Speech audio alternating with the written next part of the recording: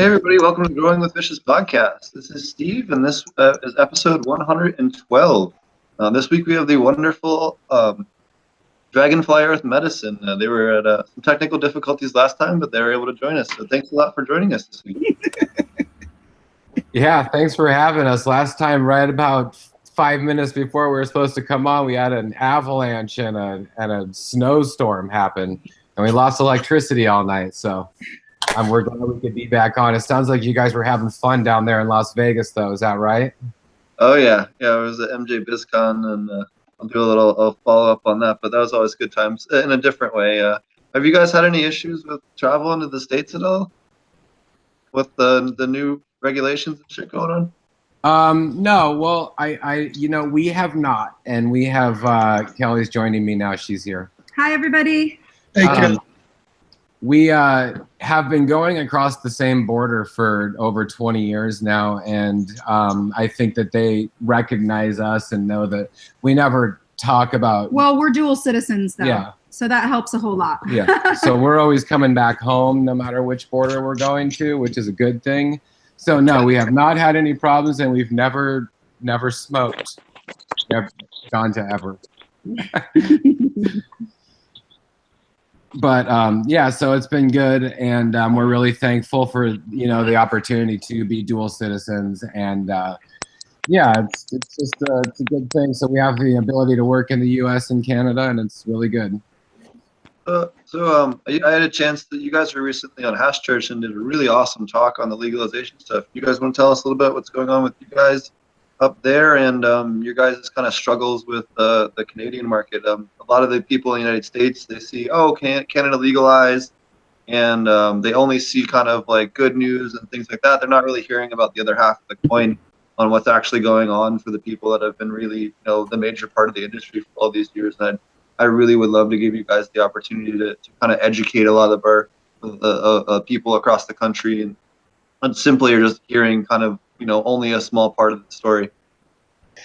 Well, thank you for the opportunity to say something about that, because yes, in the headlines it says that Canada has legalized, and here's the reality.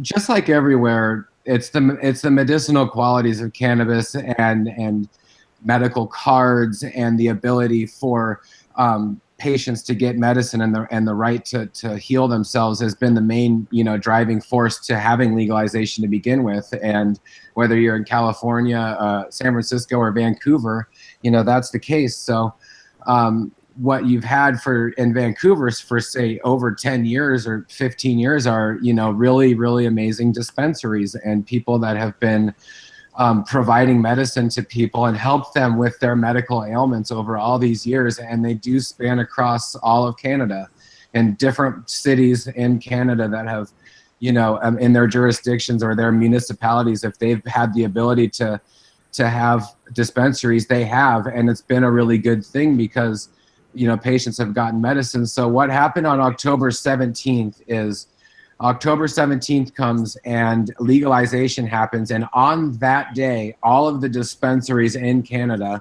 got a notice to shut their doors.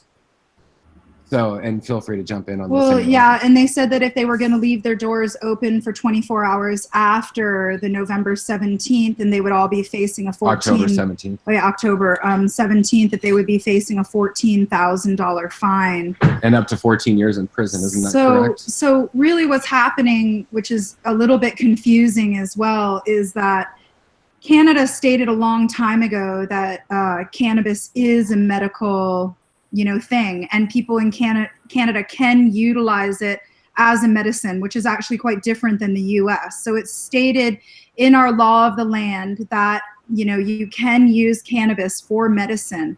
But what they're doing now with this legalization, I like to call it regulation. It's not legalization. There's nothing really legal about it. It's regulation. And with this new regulated market, basically, it takes away all medicine from people who need it. Meaning that the new regulation is stating that we can only have 10 milligrams of THC concentrate. So anyone who is utilizing cannabis for any kind of medicine, we all know, 10 milligrams of THC is really not enough to help anybody with chronic pain or anybody who has been utilizing, you know, this medicine to be able to get them by. You would get diabetes before you would, you know, get help from that amount of, you know, cannabinoids. Right. Yeah. You need so much product along with your medicine. Yeah. And unfortunately, we saw the same thing happen in Oregon, where the medical industry has basically been completely deflated, and probably Washington too. I think, you know, you can see that across the board where it's not legalization, it becomes regulation. There's no medical left in Washington. There is no medical. Oregon's going to be the same soon. I think re-enrollment's down like 70% I think last time I checked, and there's so little benefit to having it that it's ridiculous. So essentially, you through recreational, you get 4 plants. Through medical, you get 6 plants, and you can't have both medical and recreational anymore. So the first year came out, it was, you know, okay, you could have 4 recreational plants and you could have 6 medicinal plants. But now you can only have one or the other. So if you're really only getting 2 extra plants for what comes out to probably about $450 by the time you get done with registering with the program and paying for your doctor's visit and everything involved with getting it. And that's not even starting to grow for yourself or do anything. So it's in contrast to what it was before. It was basically half as much, around $200. And for the most part, people were able to get their medicine for free. Patients who actually needed it wouldn't even have to pay for their cards, because the grower that they registered with would be making enough money selling to the dispensary any extra that they grew for that patient. So they would pay for their medical card.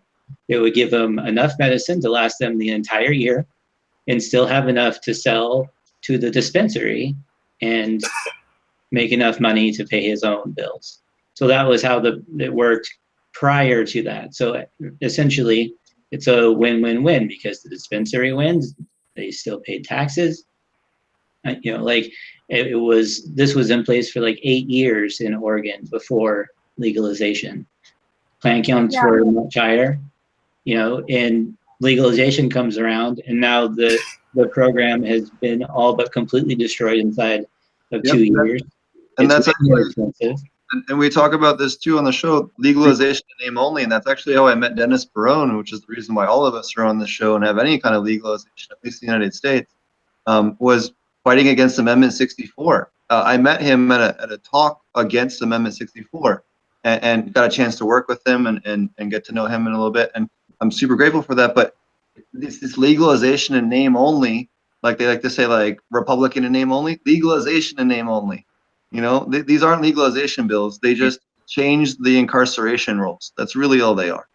Right. And so now you have a class action lawsuit against Oregon from all of these patients who used to get free medicine, essentially, now having to go to a recreational dispensary and pay retail and taxes on top of it. And just like we were talking about, their medication is limited in its dosage. You have 10 milligram dosage that's required in most of the recreational extracts, edibles, all that stuff are all limited to such a small dosage that you have to buy like 10 times as much packaging to come along with it, whether you're talking about 10 times as much brownies or 10 times as much cookies or... Yeah, but you can get extracts, and in Canada you can't.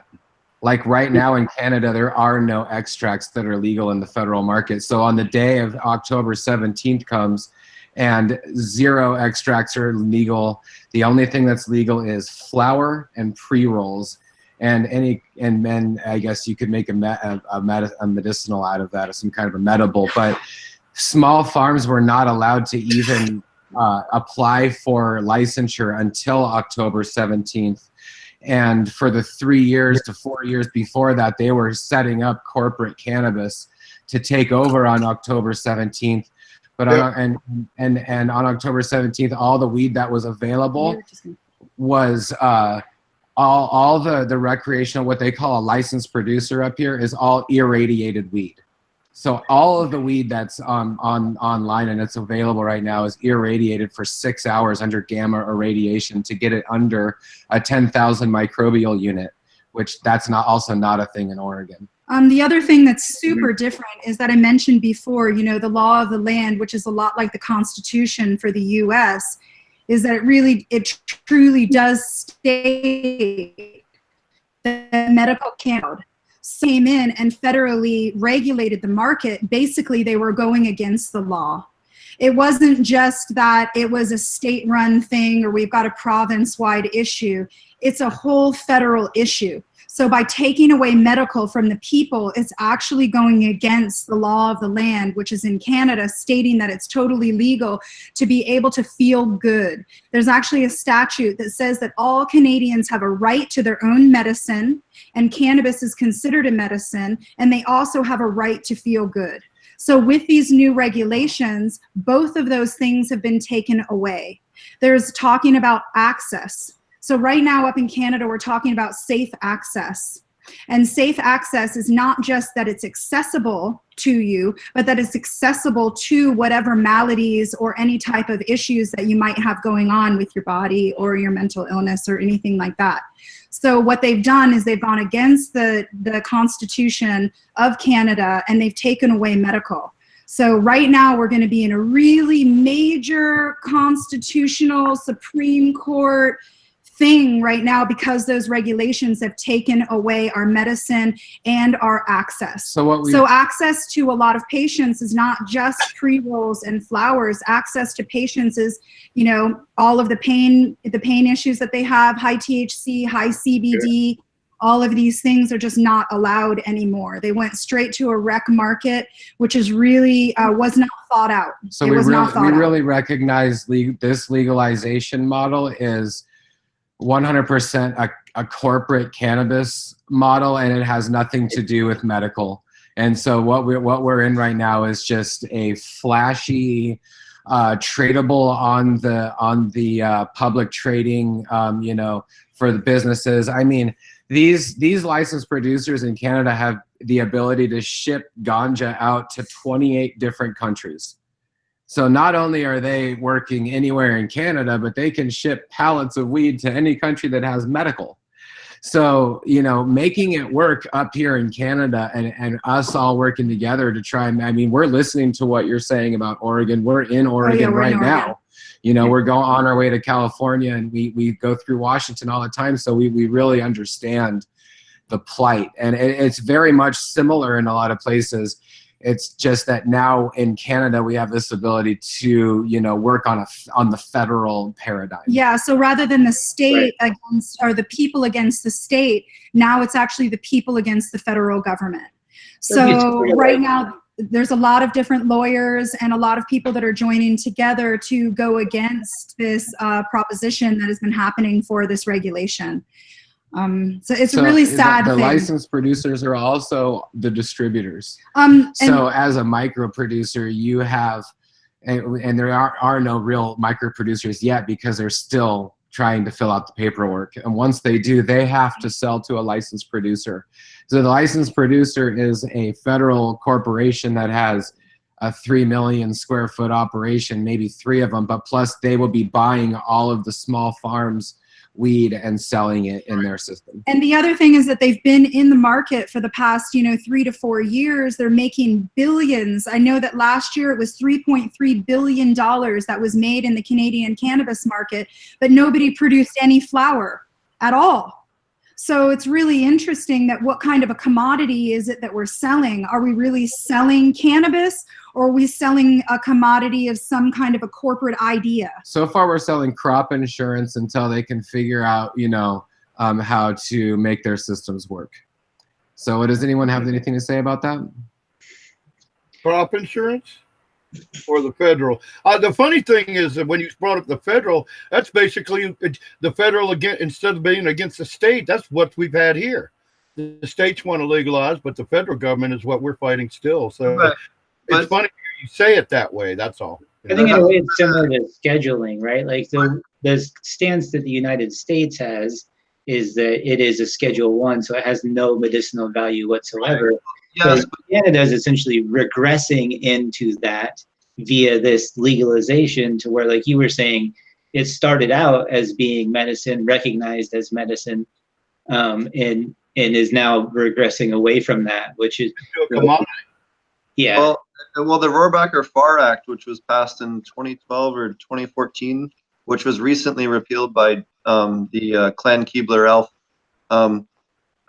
what protected everyone's protected anyone that was abiding by state medical law from federal raids, and that was critical to the industry growing in the last 5 years, to slightly plus more, and that played a big role in that. But in Canada, this whole thing was kind of a backdoor way to pull the rug out from underneath medical, and it's something that I wasn't even aware of until I listened to them talk the first time. And I think a lot of people don't even realize the crisis that's going on, and it's why I love the fact that they were able to bring that up, and how serious of a situation that is, and how there really has to be separate markets for medical and recreational, because if you have cancer, if you have seizures, if you have severe back pain, I know I twisted my spine and twisted my sacrum 30 degrees inside my pelvis. I was taking 4,000 milligrams of edibles a day. Okay. But I was still awake because I was in that much pain. But you know what? I didn't need to take any opioids. I didn't need to take any other painkillers. I didn't need to take anything more stronger than that, so that the moment the pain went away, I could immediately stop the next day and not be in crazy withdrawal and not need to go on methadone or whatever the fuck else they want to sell me bullshit on. And that's part of the problem, is you have a product that's not only a threat to the pharmaceutical industry, it's a threat to the fiber industry, it's a threat to the antidepressant industry, and those are in the timber industry and the cotton industry, the same reason why it was banned in the first place. So you have all these industries that are putting pressure on us, and then you have basically zero public lobbyists on our side, with the exception of the fucking asshole Stanley brothers down at fucking Charlotte's Web that want to just push states to push their own fucking bullshit and ban anyone that's not their strains. They're the only lobbyists that are in Congress, basically help, or even, I don't know what the case is in Canada, but when you have 8 or 12 different lobbies against you and none on your side, it's hard to get things your way, and it just sucks. It's all in the money. It's all in the money. Yeah, it's totally true. And what Josh was saying earlier about the crop insurance is that a lot of these multi-million square foot facilities are multi-million square foot facilities, are unable to grow a plant that is able to follow the regulations of their CFUs that they've decided that they were going to have, or as far as their pesticides. I could go on and on. They're unable to grow in accordance with their own regulations that they've set out.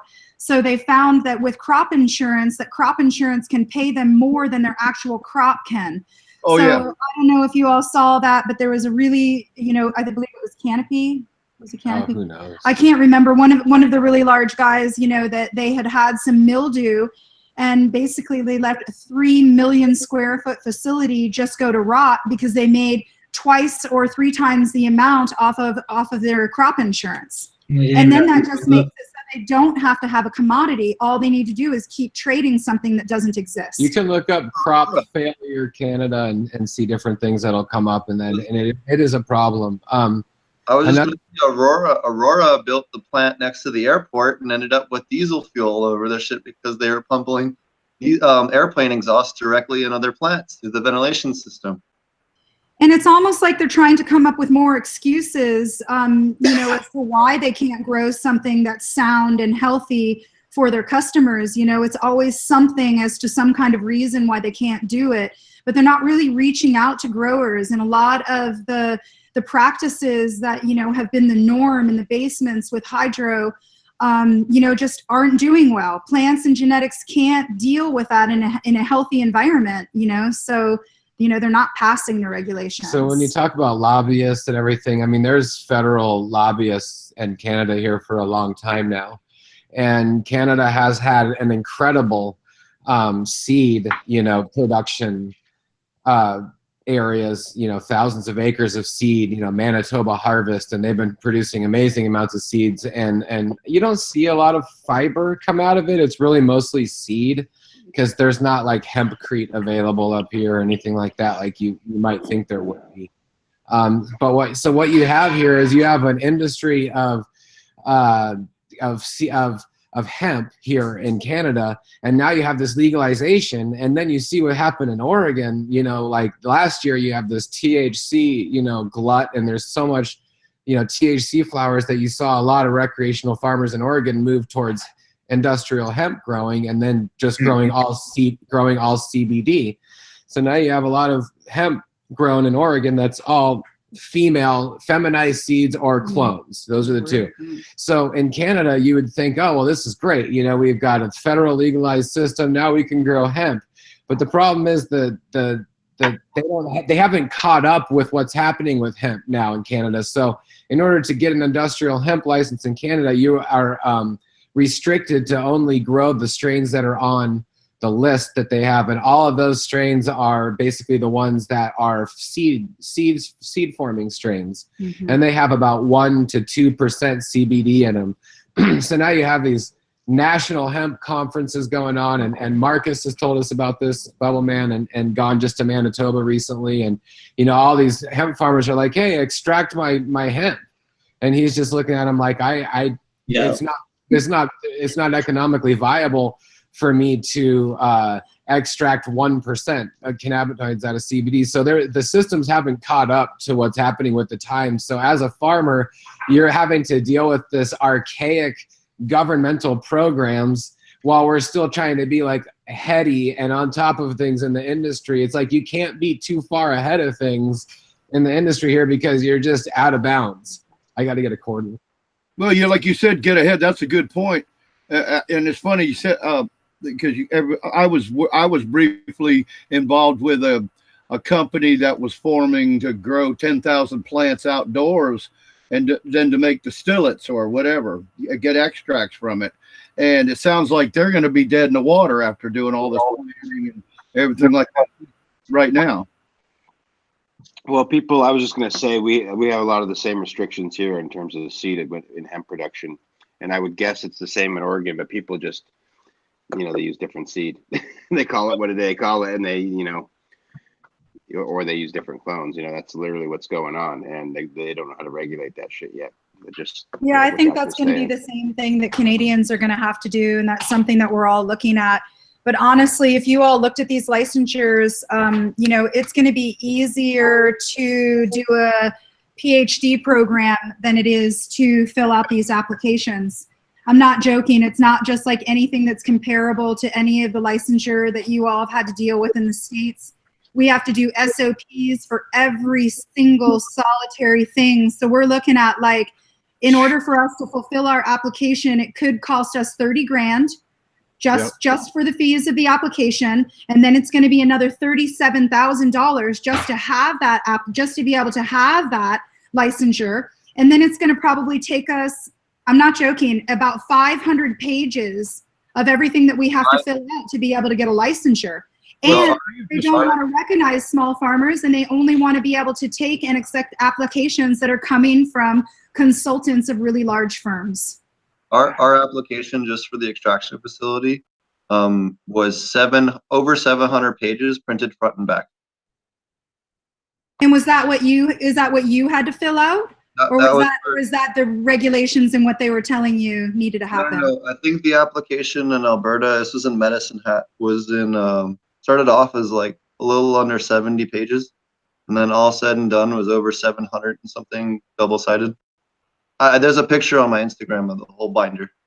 And I'm not sure if you guys are aware, but we had a guest on the show from North Carolina, and everybody decided we were all going to move to North Carolina after the show, or during the show, like 15 minutes into the show, because they got a 2-page, well, they consider it an agricultural product. It's agricultural. 2 fucking pages. Not a medical product in North Carolina. So 2 pages of and fill it out and pay your money, and you're a commercial hemp grower in North Carolina.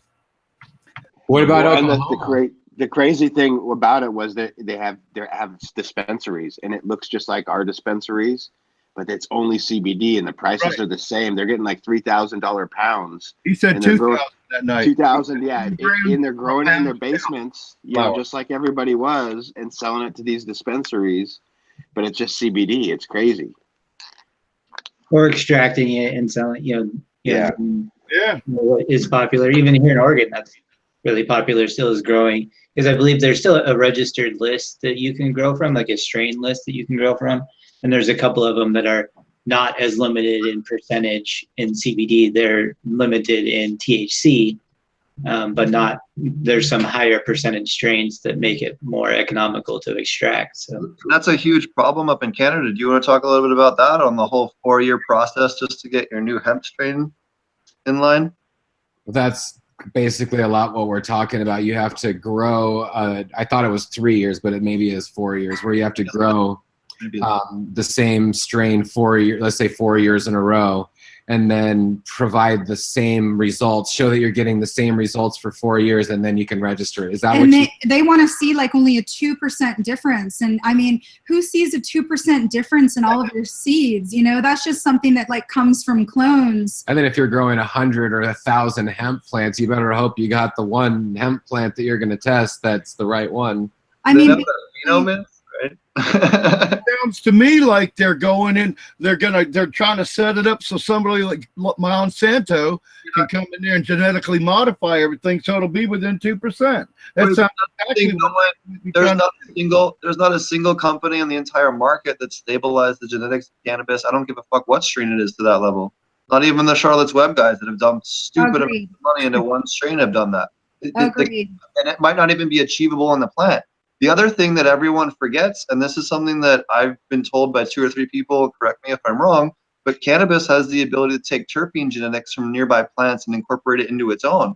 So this plant's even if you had a few random weeds growing in there, it could steal the terpene profile from that and completely alter the terpene and cannabinoid profile because of that one gene into it. I mean, look at how this week they just mapped the full genome of cannabis and discovered that the gene that's responsible for THC and CBD production came from a virus that affected the cannabinoid production of the plant. So all of these, you can even get a virus from an other plant that happens to infect your cannabis that changes it by 2%. Like, that's just crazy.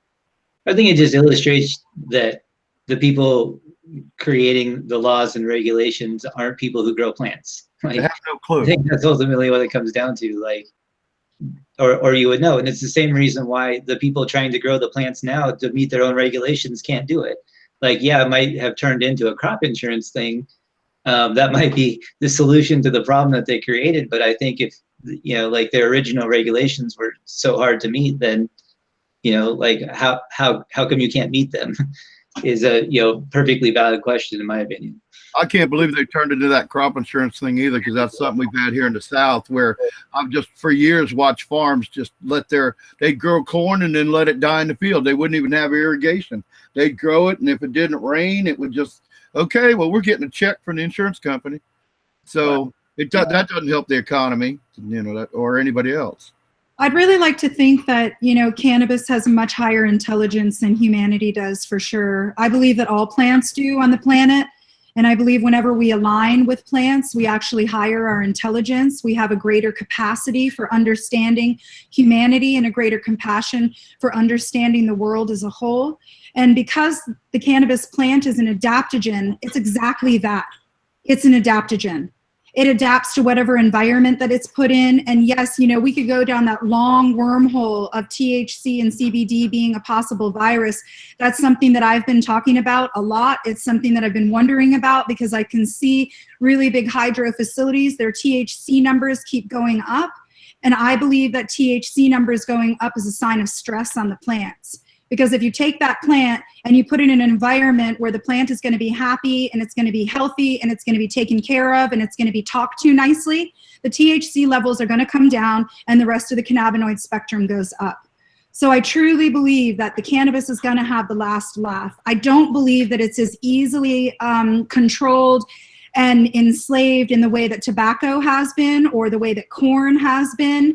I believe that she has a real adaptogenic mind of her own. And what she's doing is she's showing these huge facilities that are trying to go with hydro and their NPK crap synthetics that the plant is not going to be okay with that.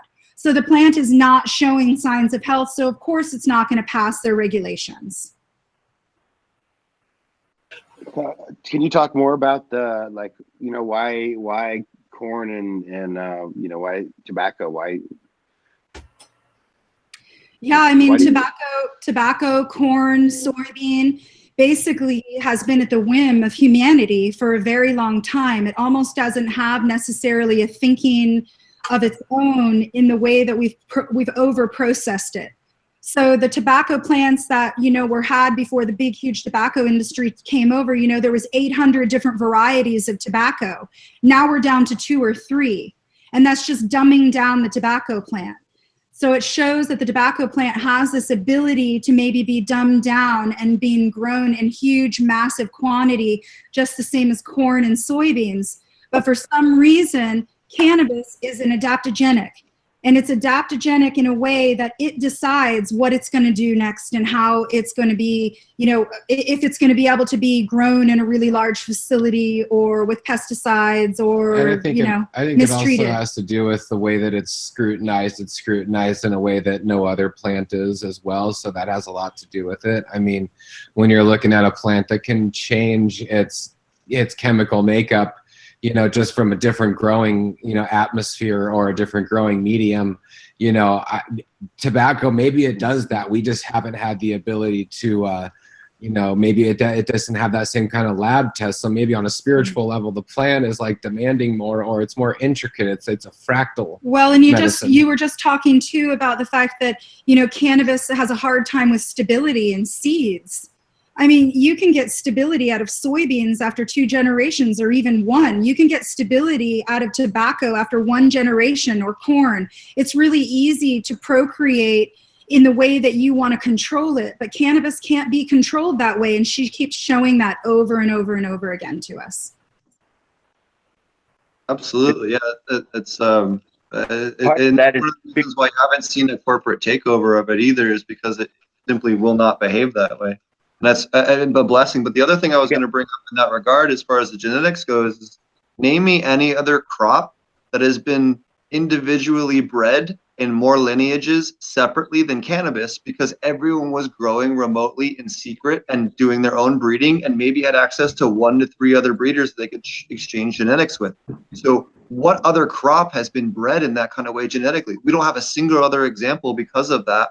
And you had so many different directions. I mean, look at the Phylos project and how many different branches it has, you know, and how you know, how intertwined a lot of those stuff is no other plant has been treated that way and bred genetically, and because of the illegality of it and the secrecy of it has really, you know, also played a big factor in the genetic. Also, the dioeciousness. She is male and female on separate plants. And that's a really important thing, because all the other crops we're talking about are selfing plants, are all selfing crops, which naturally pollinate themselves. And even they're not corn. adaptogenic. Yeah. Mushrooms so will it's- show this as well. There are strains of cucumbers that don't pollinate themselves. There are some strains of cucumbers. But I'm just saying that with cannabis, it's continuously outcrossing. You know, the only way it can incross is when we make feminized seeds. And everybody worries about that, but it's not all that unusual in the rest of the horticultural world. You know what I mean? In other words, you know, selfing is the norm. And outcrossing for commercial crops, you got cannabis, you got hops, dioecious, you got jojoba, you got carob. I got 4, folks. Come on, help me. Jump in. Yeah, That's 4 crops. What do you want me to do here? Kiwi is another one as well. Yes, kiwi 5. We're doing great. The avocado. Everything else is a selfing crop. Every single other thing we grow. Some squash and cucumber varieties.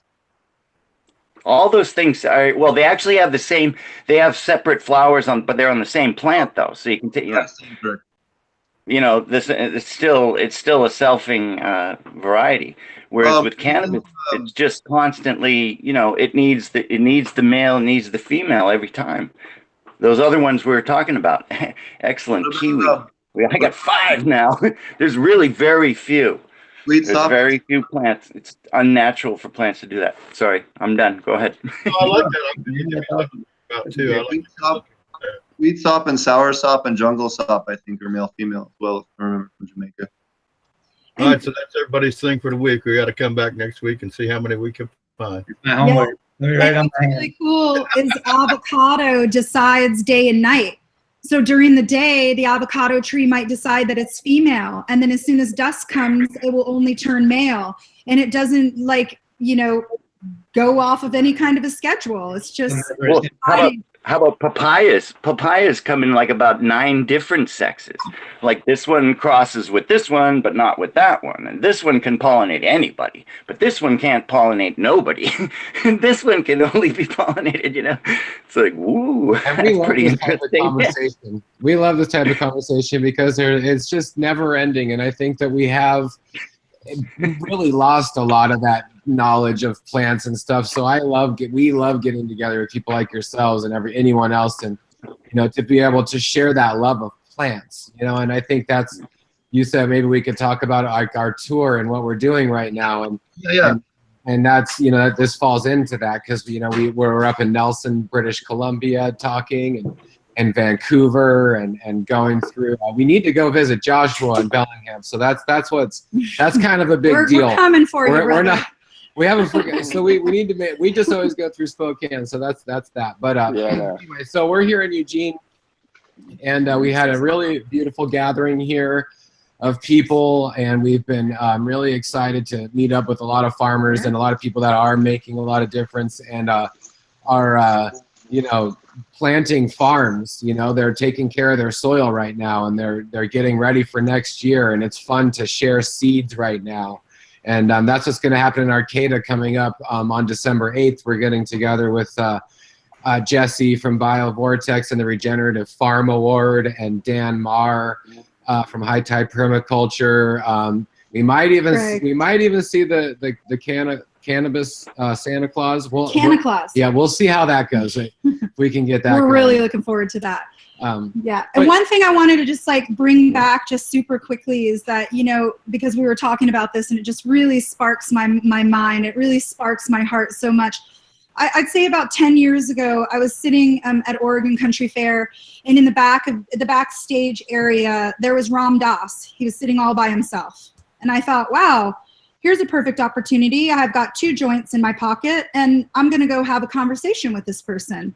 And one thing that he said that just really resonates with me in a deep way, especially in this cannabis industry, is that he said to me, how do you differentiate yourself from the pointer or the moon? And I believe that in this industry, the plant is the only moon. Cannabis is the only moon, and we're the pointers, and we need to look towards her as our educator. We need to look towards her as to how we need to enter into the market next. It's a lot of people overthinking this, and a lot of people claiming to be the moon when the only moon is the cannabis plant itself. I agree with that. I like that idea, that concept. That it's like well, I don't know. My mind went sideways about, why we should actually, if you're going to worship something, worship the sun, because without that, there's nothing. But kind of the same thing without the cannabis educating us. You have to teach it too. Like it adapts. People say, well, I live in Arizona and what? Just grow it. Do the best you can. Grow it. It'll adapt. The plant adapts so well.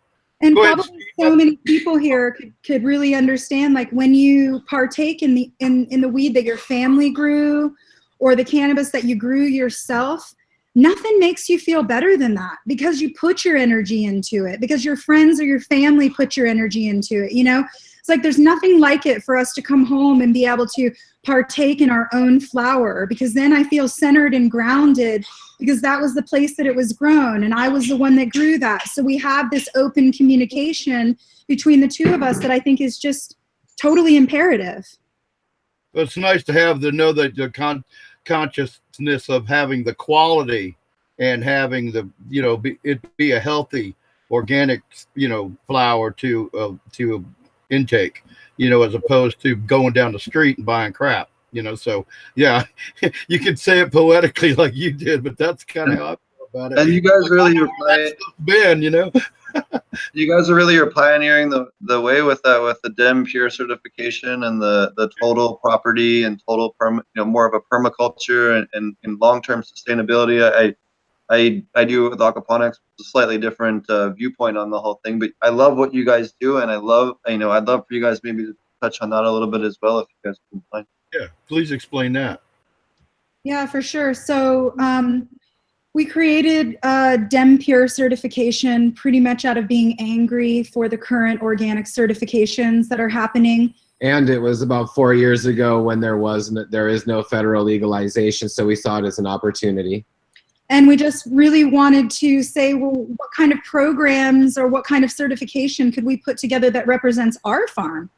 And then I wonder how many other farms it would represent as well. So we just sort of started certifying our own farm at first, writing it all up, and then it became like this amazing opportunity to gather with community. And the Pure certification is community run, it's community monitored. You can't pay to play. It doesn't cost anything to be a part of it, but it is a very difficult certification to get because it's based off of land use. It's based off of closed loops. It's based off of not bringing much into your farm at all as far as amendments go, making your own amendments. And the reason why we did that, to build on that, is because we recognized, because we're a part of the culture so much, that the plant is a dynamic accumulator. We saw so much failed tests, in the initial legalization paradigm. We started seeing, with the extracts, how farms might lose, how they might fail, some of their tests, and that was alarming to us. And I think rather than, wait for the federal government or the federal USDA to create a standard that we could live by, we knew that we kind of had to be smarter than the system. So that's how and plus, since we've had a nutrient company for over 10 years now, so by making our nutrients, we have been sourcing clean inputs as for our products. We also have a farm and we grow a lot of those same things, so we're using those on our farm, so we know what it's like to have a healthy product.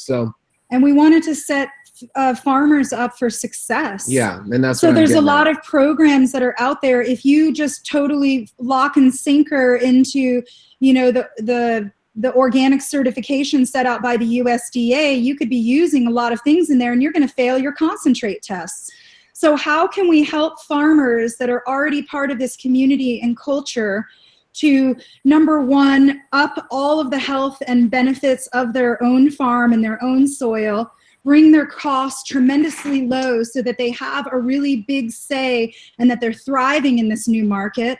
And also, how is it that they can pass these tests and be, really successful in all of their concentrates that they do, as well as their flour? So that's why we came up with the Pure certification. It was just sort of like this whole thing. And now I believe there were like 80 farms or something, a lot of farms deep. I'm not sure the number. Also, like I said, it was the inputs. It's also the cost, the cost to run a farm and not reuse your soil, or to run a farm and you have to buy, your nutrients over. I mean, we love what you're doing too, by the way, with the aquaponics and stuff. Sure. And we believe Awesome. it totally does fit within, a certification that we're working with, because it doesn't have to be soil if it was something like an aquaponic system, because the whole point of it is to be creating a system that can feed off itself as much as possible, which is the whole entire purpose of the aquaponic system. So we really recognize that. And we haven't done that personally on our farm. We really would love to,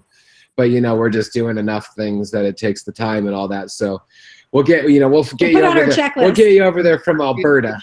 Maybe I'll build you one while I'm up there in a month and a half here. Yeah, let us know. We could even cruise over to Medicine Hat and say, hey, what's up? Lend a helping hand for a couple days. Yeah. Cool. But and so and that's another thing with the certification too, is to create links, between farms. So that's another thing that we've done. So is it organic? Yes, it's organic, and we require all of our farms to have all of the same type of testing that they would require. So all of our farms have to have their own water tests or their own soil tests, but they also have to have 6 closed loop systems, at least, which would be like a worm farm, growing your own nutrients, having aquaponics, since we're talking about that right now. Alternative energy. You know, we just wanted to make the point that having a system that runs on itself is gonna keep you very adaptive to the industry and to the energy grid, and not to have to take off the energy grid so much. And it's also going to empower you to know your environment better. And one more thing I wanted to add really quick is that when we started the Pure certification, we weren't seeing it as a Oregon State thing or a Washington thing. We saw it as a global entity. We saw it as all of these community members and all of these farms could join together, because we are not going to be in just a state-run regulations much longer. We are going to be entering a world market. And what better to enter a world market than with a whole lot of farms and a whole lot of dispensaries and a whole lot of concentrate companies that are all thinking and doing the same things, so that when we come out onto the market as a global entity, we have a very large, thriving voice. Like a database. We got to build the database so that we've got the foundation of the sharing of the information, so it's all the same, and it'll be one large database that we have the proof behind it with that. It's funny, last time you were on the show, we were talking about how I wanted to start. I'm going to be starting this the first of the year. It's like perfect timing for you to be on, but I'm one of those hydroponic greenhouse guys with that MPK crappy stuff, you know, but I try to do the best I can. But I've been down for a couple years, and I'm switching over to aquaponics. In fact, I'm fixing to build a farm, convert my farm to exactly what you said, you know, raising fish, not for food and for possibly like koi for, you know, resale. I'm going to have different closed loop aquaponics systems. I'm getting ready to start the first of the year where I'm going to be doing the ferments with the lactobacillus and all. And I'm actually going to try to be growing. I'm going to start with Pro Mix as a base. I don't know if that falls in your regimen or not, but that's where I'm going to start, because I've used Pro Mix a lot in the past. So I'm familiar with it. And so it kind of gives me more of a, you know, not jumping all the way off of everything, you know. So I could take the Pro Mix, and I'm going to use the lactobacillus. I'm going to use the ferments like we were talking about before.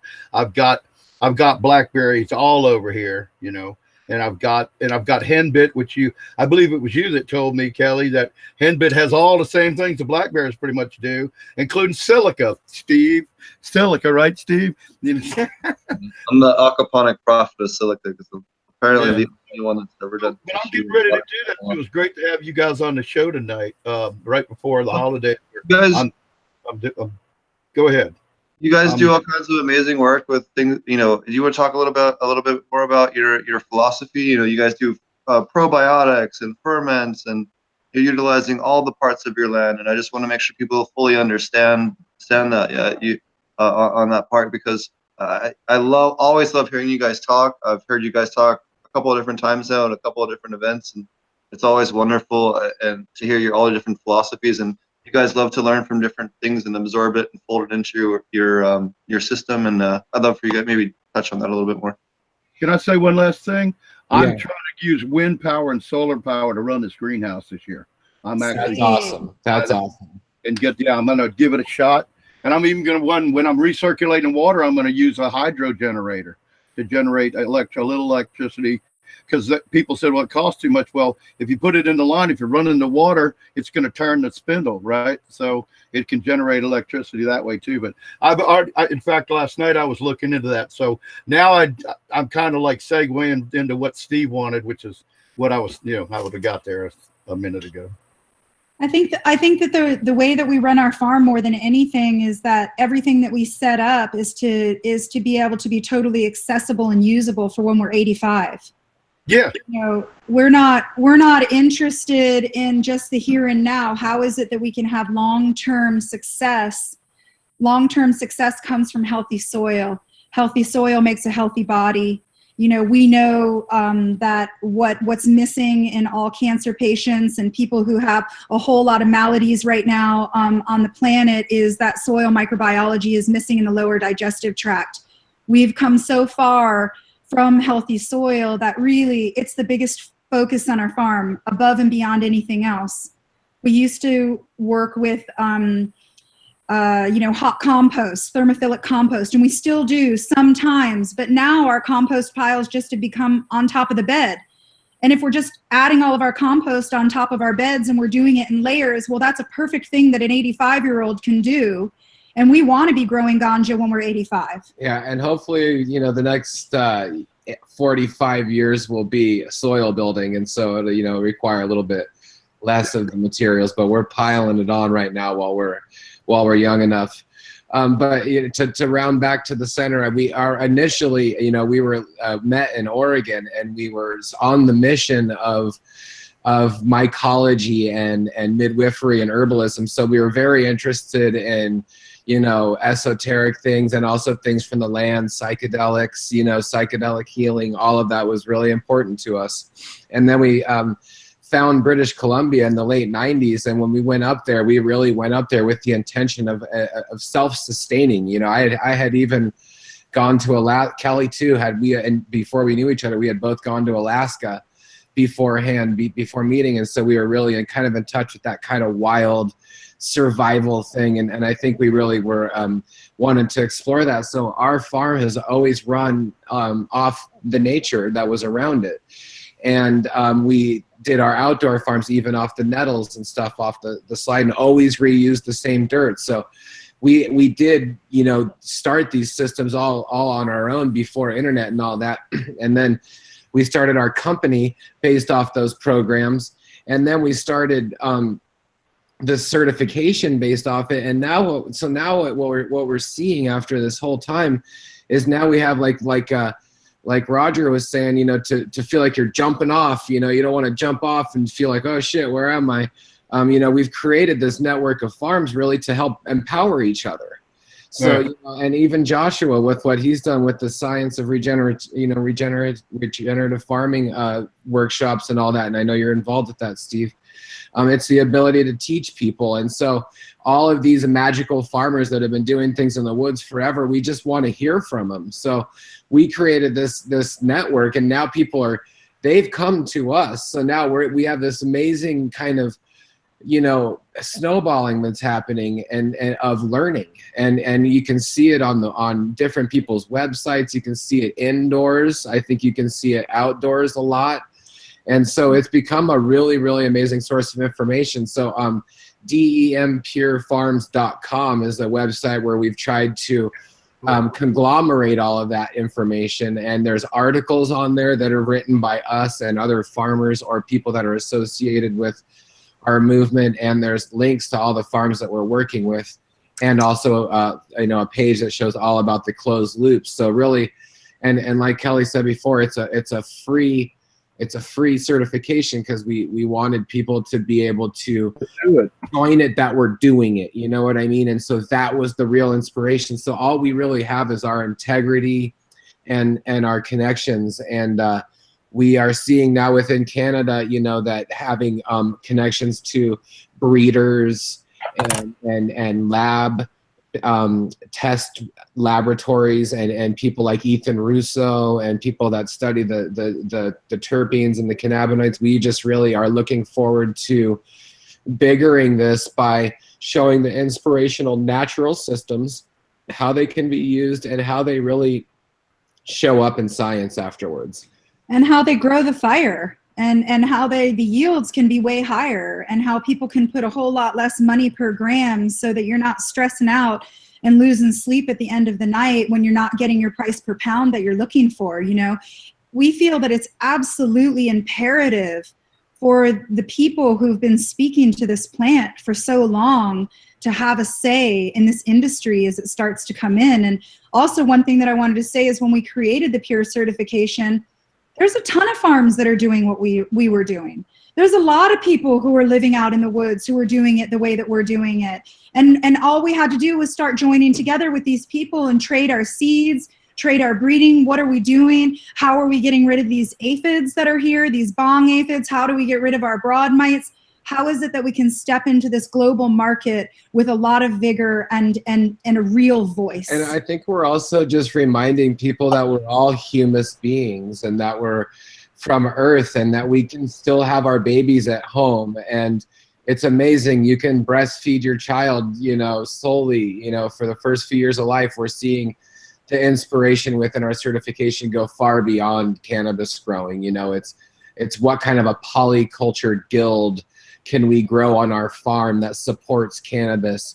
Now all of a sudden we want to know what roots, you know, what compounds are in all the roots, what compounds are in the stalk, what compounds are in the seeds and the leaves and the shoots. And all it is just fodder for life, because it's never-ending information. And what other plants that we cultivate that are giving us this higher intelligence of learning? I think it's really interesting that you can go anywhere in the world and you can see people from all different types of socioeconomic paths or different cultural paths, anything. But if you share the love of cannabis, you have a connection. It's done. This cannabis community is global, and we need to see it as global, and we all need to join together so that we can bring up this plant rather than bring her down. That's awesome. I wanted to have something just so because of the different ways everybody's doing. Again, Josh with his regenerative conferences and his way of doing things, and yours. Am I correct in thinking the way you're talking about your layering, your composting is like similar to Dr. Elaine's thoughts on this? It's really similar to Ruth Stout. Ruth Stout wrote a whole lot of books on how not to garden that much. Don't break a sweat. And when she's saying that, also don't break a sweat also means don't spend so much money. So yeah, all of our layers, all of our compost, all of our chipping, everything just goes on top of the beds, and we plant right in it year after year, and our soil and our beds are getting better and better and better and better. I think that Elaine's main teaching is soil science, along with tea science, you know, whether it's compost tea or... Oh yeah, she is big. So her real teaching is behind the microscope, which is extremely useful and awesome. So yeah. If you ask like what our main inspiration is, we would probably say, well, number one, it's the earth, but secondly, it's as many people as possible, because you've got, you know, Fukuoka in Japan, and you have Master Cho in Korea, and you have Karen Dang down in the Philippines.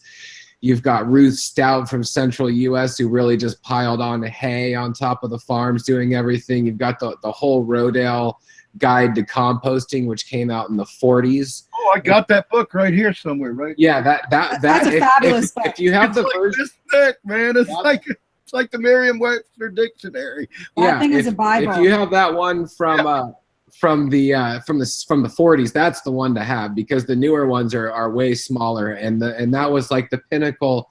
I got the old one. I got it off of eBay about 15, 20 out. Like I used to just look for cool books, you know, on, you know, even making concrete, you know, or something, you know, because if you want to make troughs or something, and you know, for real nice troughs out of, so I did all that, and I got the composting book one night on eBay. I just was looking back. I was back in eBay where you could scroll through and just find books, where you could just scroll through, you know, like everything that was just posted.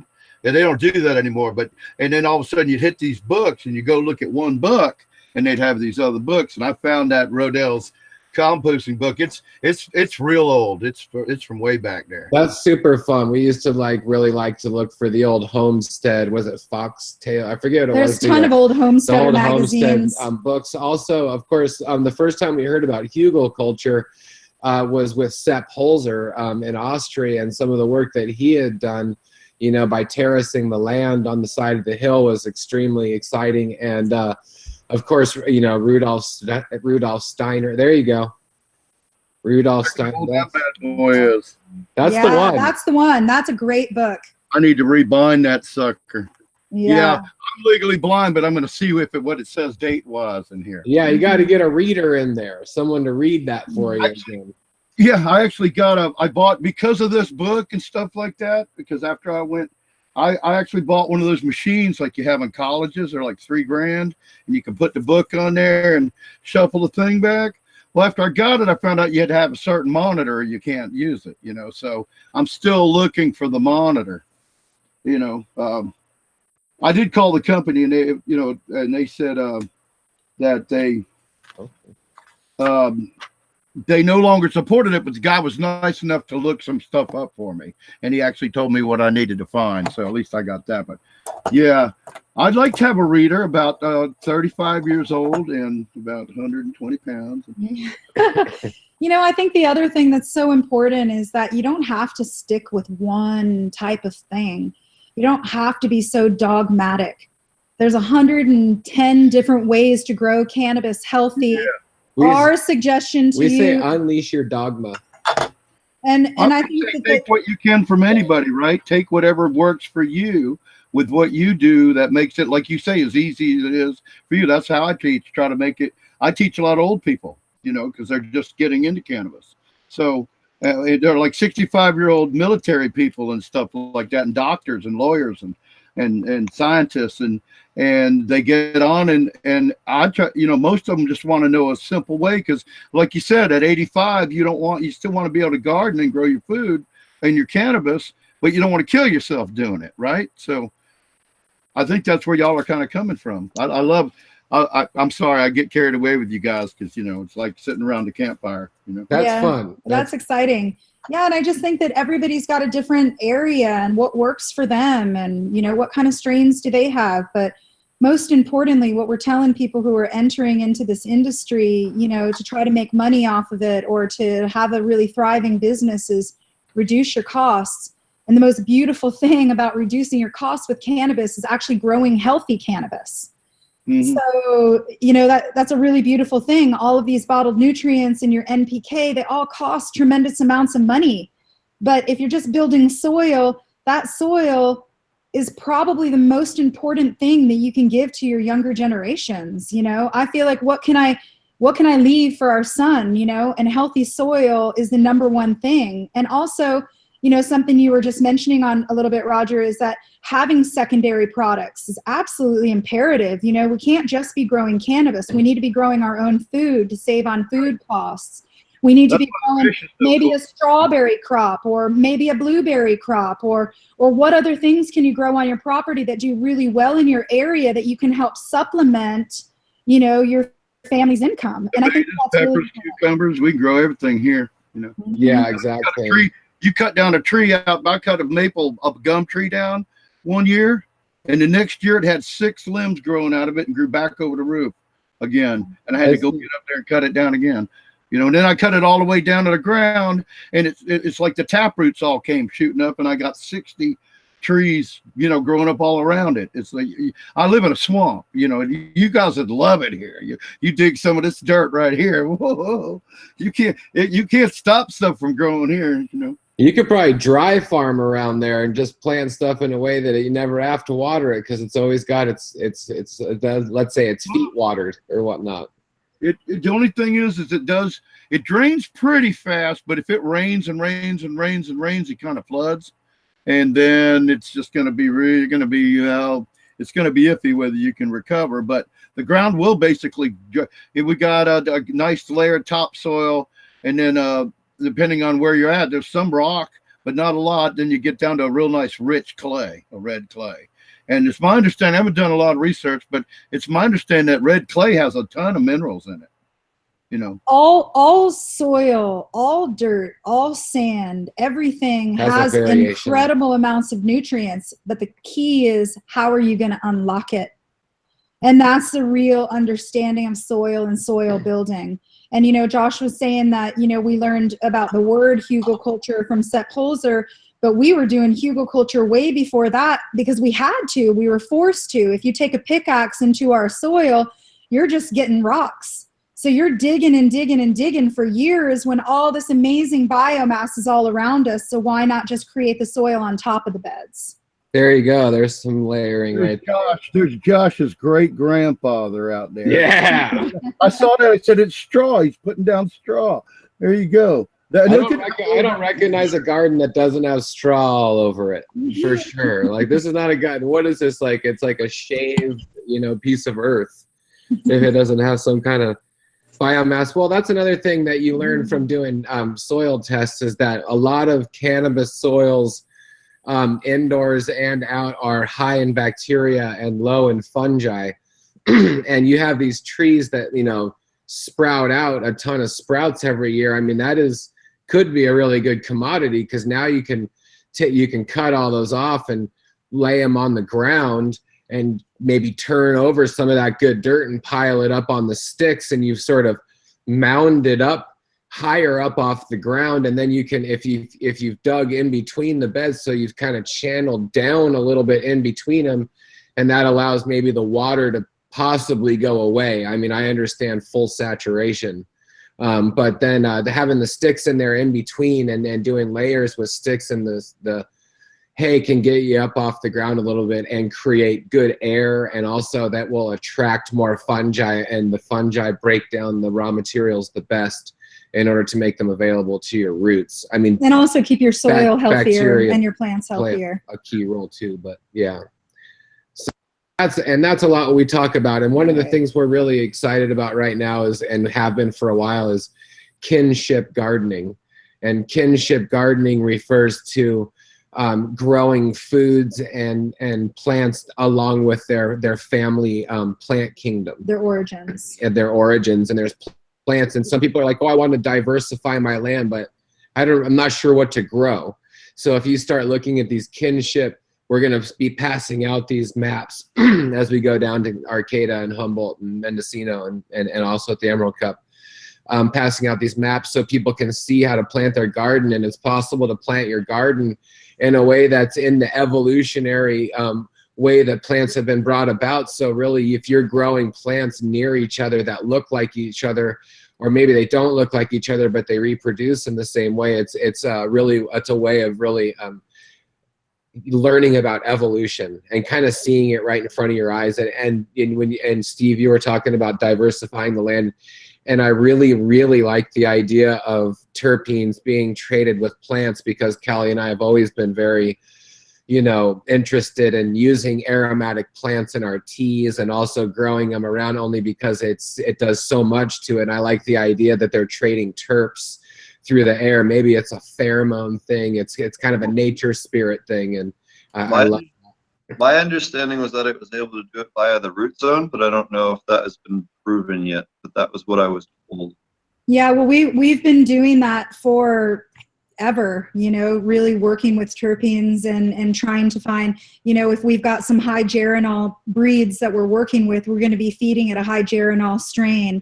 If we've got some high linalool, or we want to up that linalool in some of our strains, then we're really going to be working with linalool and putting that into the teas. And I mean, I can't say whether it's working or not. The endophytic system is a wonder in and of itself. That's another thing to but look for the into. very first time, in all of cannabis history, Ethan Russo is going to be working with us on our farm. So we're going to actually be able to study the differentiation of what cannabis does, what it uptakes, what kind of cannabinoids it puts out, what kind of terpenes it puts out in a regenerative system, as opposed to an NPK hydro system. And we're going to take atmosphere readings, and we're going to be also taking, soil readings and stuff to see how it combines. And do you know about the endophytic system within plants, how there's like a whole separate endophytic fungi system within the plants, and there's a lot of really important medicinal compounds within that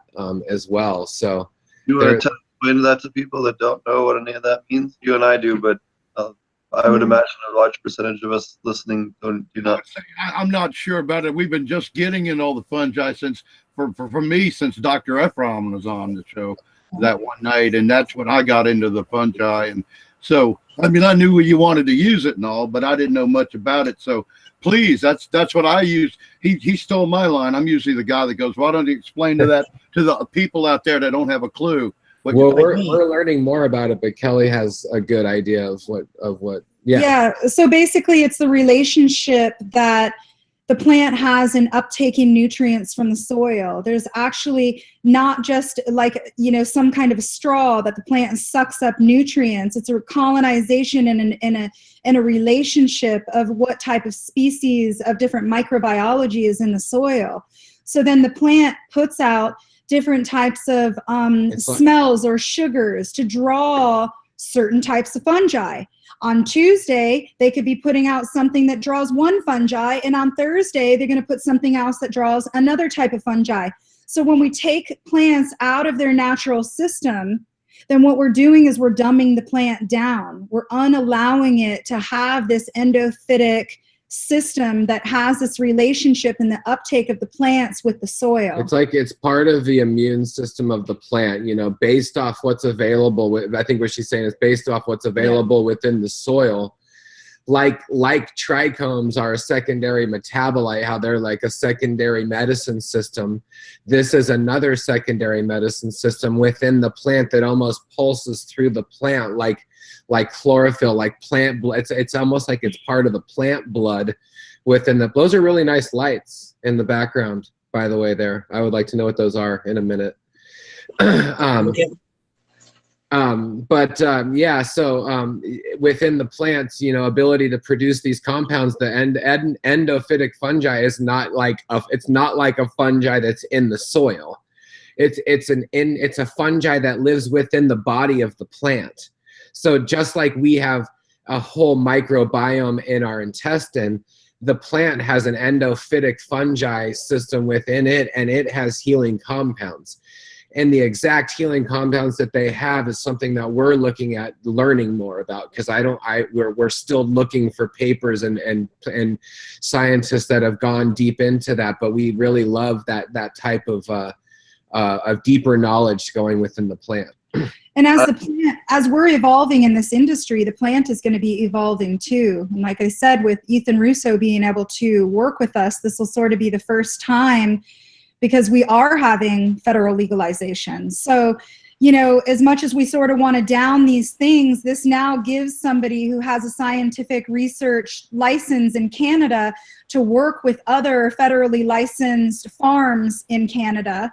Then it really opens it up. We're going to really find out a whole lot of what this plant does and how she moves around within the soil, as opposed to moving around, you know, in an NPK synthetic, maybe hydro system. A lot of science has been only done in corporate style synthetic grows. So a lot of that information, you know, we would like to think that we're going to find new information when we can, you know, look deeper into the soil. What I wanted to say earlier was that sorry, Steve, I'll be real quick. I just want to follow up with what they said. So I like to explain it too as like a stock market. So the plants produce sugars, which is like cash, and then the microbes, be it most of the time fungi, but also the bacteria, are like the commodities on the stock market. And depending on your fungi to bacteria ratios, it changes the commodity price, or the amount of sugar that the plant needs to trade. So that, you know, if you have more fungal dominant, then it makes it a little bit better for the plant, and then a little bit more bacterial dominant means it's a little bit more expensive. And I don't know, it is an ultra brutally simplified version. Yeah, I think that's a pretty good way to look at it. I don't know how cannabis wants to be compared to the commodities market, but she's in it, so let's get real. Better get used to it. But I think that one thing that we can look at, you know, to even simplify it, you know, for people that understand biology and microbiology, is that mitochondria, you know, is something that's within every single cell of our body. And now we're realizing that the main generator of our cells in the mitochondria actually is a living fungi. So if we give the plant more ability to uptake more different colonies of fungi and have a greater relationship, then also the endophytic system has a greater ability to learn how to uptake more. So if we give her more, then she's going to adapt to what it is that we're giving her. And we're really just hoping that, you know, she's going to adapt in ways that is going to help, like I said before, bring her up.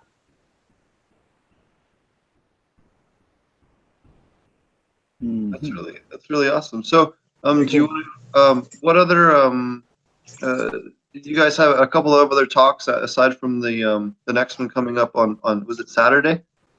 Next Saturday? Yeah, so we are going to be traveling and visiting farms. We on the way down, so that's kind of part of it too. So we're going to be visiting Nick and Liz at Green Source Gardens, and Brandon, Kirk, and other farms too that still want to be peer certified. And we'll be making our way down to Arcata on December 8th, on Saturday, December 8th. it's on our Instagram if anyone has. And we're also going to be speaking at the Emerald Cup, so we're going to be headed right on down there. We've got a couple of panels going on, as well as we're going to be presenting. Yeah. Awesome. Yeah, so before that, we're going to be, that Arcade is in North Humboldt, so we're going to be in North Humboldt at the Beneficial Living Center. And Jesse and Dan Marr, like I said, is going to be there before, and they're really excited about it because a lot of the conscious cannabis and gatherings have started in the Humboldt area from the Beneficial Living Center, and that's just a really special zone. So big love to that family down there and everything that's going on there. We're going to have some mycology there as well, some to play with. Some local mycologists are going to be there to show some plugs and some different spawn that you can work with on your farm this fall. So we're really looking forward to being able to incorporate fungi into our gardens on a different level than what we were just talking about. Yeah, and our focus this year is really going to be on, we really focus a lot on how to grow your plants and how to keep your plants healthy. And this time around, we're really going to be focusing how to keep your soil healthy and how to re-nutrify the landscape that you've taken from all year long, and how do you get as well or a higher yielding crop and a healthier crop from year to year. What is it that you can do? Some really easy things that just people can add into their programs of their farms, so that when they are uptaking all those nutrients out of the soil, that they're really adding them back in each year. Yeah, and we'll be documenting all these farms as we go, so people can see, and not just hear about it, they can see about it. We'll be going to Alpenglow Farms and visiting Craig on Sunday, the next night. And there's going to be a great gathering there, and we're going to have a bonfire and a sharing circle. And then the next day, we're going to be going to Mendocino and visiting the Covelo, the Round Valley family down there. There's a bunch of people in the Round Valley and Covelo that are really, just really stewards of the land. There's a lot of places in California. This is just an area we can visit, and they're the Radical Herbs and Golden Fig Gardens and Sunroots Farms are three of them that they're going to be hosting us to come by the afternoon. We're hoping to visit some other farms too on our way down, and then set up for the Emerald Cup. Yeah, and you guys have done a lot of different things there. You guys do a TP and all kinds of cool stuff there, and you guys have won the Regenerative Award there and all kinds of stuff. Do you want to touch a little bit about some of the history you guys have been part of there? Can you say that again? You guys are very involved with Emerald Cup. Do you want to touch a little bit about that? Yeah, so I wouldn't say we help put it on at all, because there's a amazing group of people down there. You said DP. So big love to Tim and Taylor, the whole family, Kristen, Hazel. There's a lot of people there. Well, I think that we're super involved with them is because they are so many of them really make up these farms that are pure certified, and they're really part of the regenerative cannabis movement already. They're so totally in support of healthy cannabis. They want to see it have a massive platform. And every year we have the ability to set up a teepee and a whole bunch of couches inside of the teepee. And it's just a time sort of like our new year. It's our cannabis new year. Like, we celebrate Happy New Year's with everybody and share all of our harvest, and everybody be able to come and hug everybody in person that you've been talking to online for so long. Like, Steve, if you're going to be there, it'd be great to give you a hug, and see these people face to face who are a part of our community and who are, working it. And just like I said before, our community is not just, in this immediate, county or wherever we are, but, it goes way further and it's global. And the Emerald Cup does draw a lot of amazing global people with really like-minded, ideologies of cannabis. And I can say it has the best flower and the best smoke out of any other place that I've been in the world. So it's pretty amazing. Every doobie that's passed is a better tasting one than the last one. And we've had an opportunity to see the flowers that have been judged and stuff. And another way that we've helped at the Emerald Cup is we've presented a lot over the years and done a lot of different types of presentations and worked on panels and really continued to promote, natural regenerative farming. And then we won the first year, along with Green Source Gardens and Moongazer, the first regenerative farm award. And, we've talked with Jesse and Dan and that whole crew a lot about the Regenerative Farm Award. And now Colum Riley and the Malibu family and a lot of other people are putting together the Regenerative Agriculture Lounge at the Emerald Cup. So people should really know about that, because that's going to be a real amazing attraction this year, is as the Regenerative Agriculture Lounge. And that's going to be, there's going to be a lot of different events happening, sharing circles happening in that lounge area. There's going to be some music events and just a lot of information. There's presentations all day. Presentations and stuff happening there. And also at our teepee, there's going to be an area for all the pure certified farmers to have information, because this year at Emerald Cup will be a little bit different than the years past. It'll be a lot different. It'll be a lot different because farms are not going to have their own booths in the same way as they have in the past. Now they're having to sell out of distribution channels. So the distributors are going to be having larger booths with maybe some of the farms, being recognized. So what we really want to do, along with a lot of the other farmers, is how can we recognize the farms that we've all been working on, and how can we have a story behind, the farms. Yeah. Have you guys had any farms that you're working with impacted by any of the fires this year, or even last year with Santa Rosa? And if so, how are they impacted? And then how do you guys, I don't know if you guys have had any of you guys deal with the smoke or anything like that? My question, have had. We've had a lot of farms impacted for sure. People who are having the fires come right up to their property line. Also, we had a pure farm down in the Malibu area, or not Malibu, in that zone. And, they lost their whole farm. We had a couple of people who were trying to be pure certified who lost their whole farm. One thing that I can say is that there was a farm that lost everything last year. They moved on to a new farm this year, and they became pure certified in 1 year. I mean, these people are hardworking, amazing groups of people out there who really keep their focus and their intention. And it's been, I think we've had amazing. Farms that have survived the fire coming right up to their thing, but didn't survive their own county's regulations. So they don't have the ability to grow because their county has been the fire, let's say, in a sense. And that's really sad in a lot of counties. Oh, I went through that extensively in California. And there is a lot of wildfire and fire preparation talks and stuff coming up this fall and happening at the Emerald Cup as well. So a lot of what can you do when it's raging wind and hot blowing embers? Really not much. But, get out of the way. Just pray it doesn't wind towards you. But otherwise, I don't know if you can clean the forest and everything like they talk about. But I think let's go get your rake. Go rake the forest. We were thinking about a vacuum. If you started vacuuming it after you did all of the fire smarting, and then you vacuumed up all the moss and everything, then maybe. And then put chickens out all over the woods so they can scratch it down. I think we need chickens all over the woods. Yeah, and then concrete it, and then for sure we're good. Oh, don't say concrete. Oh, don't say that. Because you get goats just to eat everything. That's what we did on the desert. So the goats eat all the brush. Oh, goodness. Yeah, they do that here, too. A guy, you just lock him in. I said, how do you get him? His place looked like this fantasy forest, with hardly anything on the ground but some moss and some small little bit of cover here and there. And the trees, everything was beautiful. He goes, well, I lock him in a 100 by 100 foot area, and I don't let them out until they eat everything on the ground, including all the little shrubs. I mean, there wasn't no small shrubberies or nothing.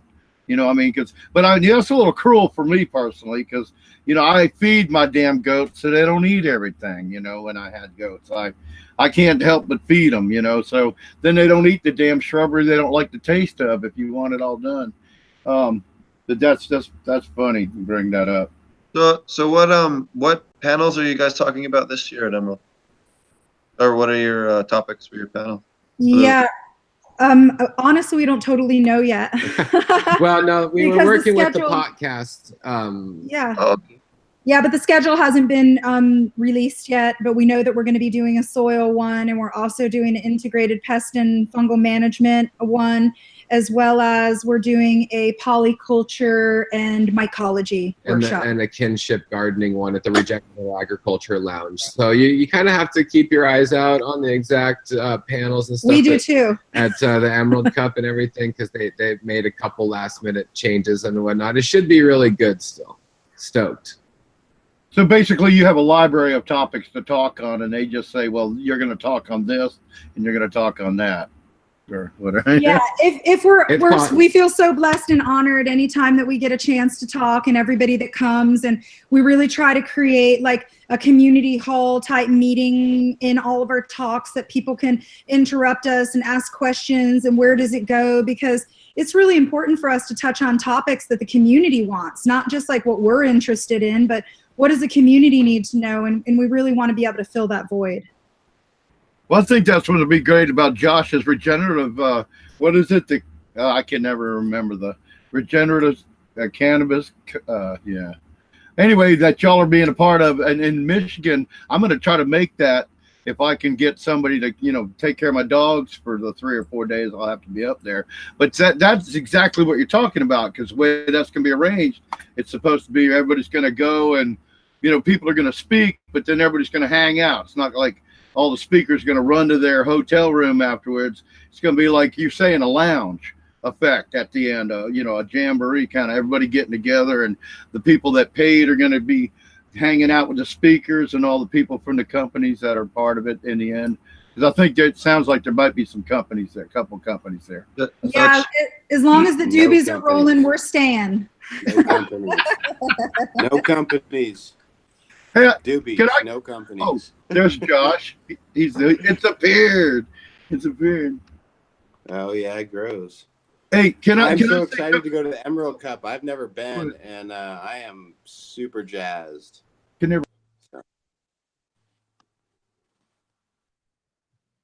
And Josh, maybe you wanted to, or Joshua, you maybe wanted to talk a little bit longer, a little bit more on what's happening with the Science Regenerative conference that's going on. How's it been going? What's happening there?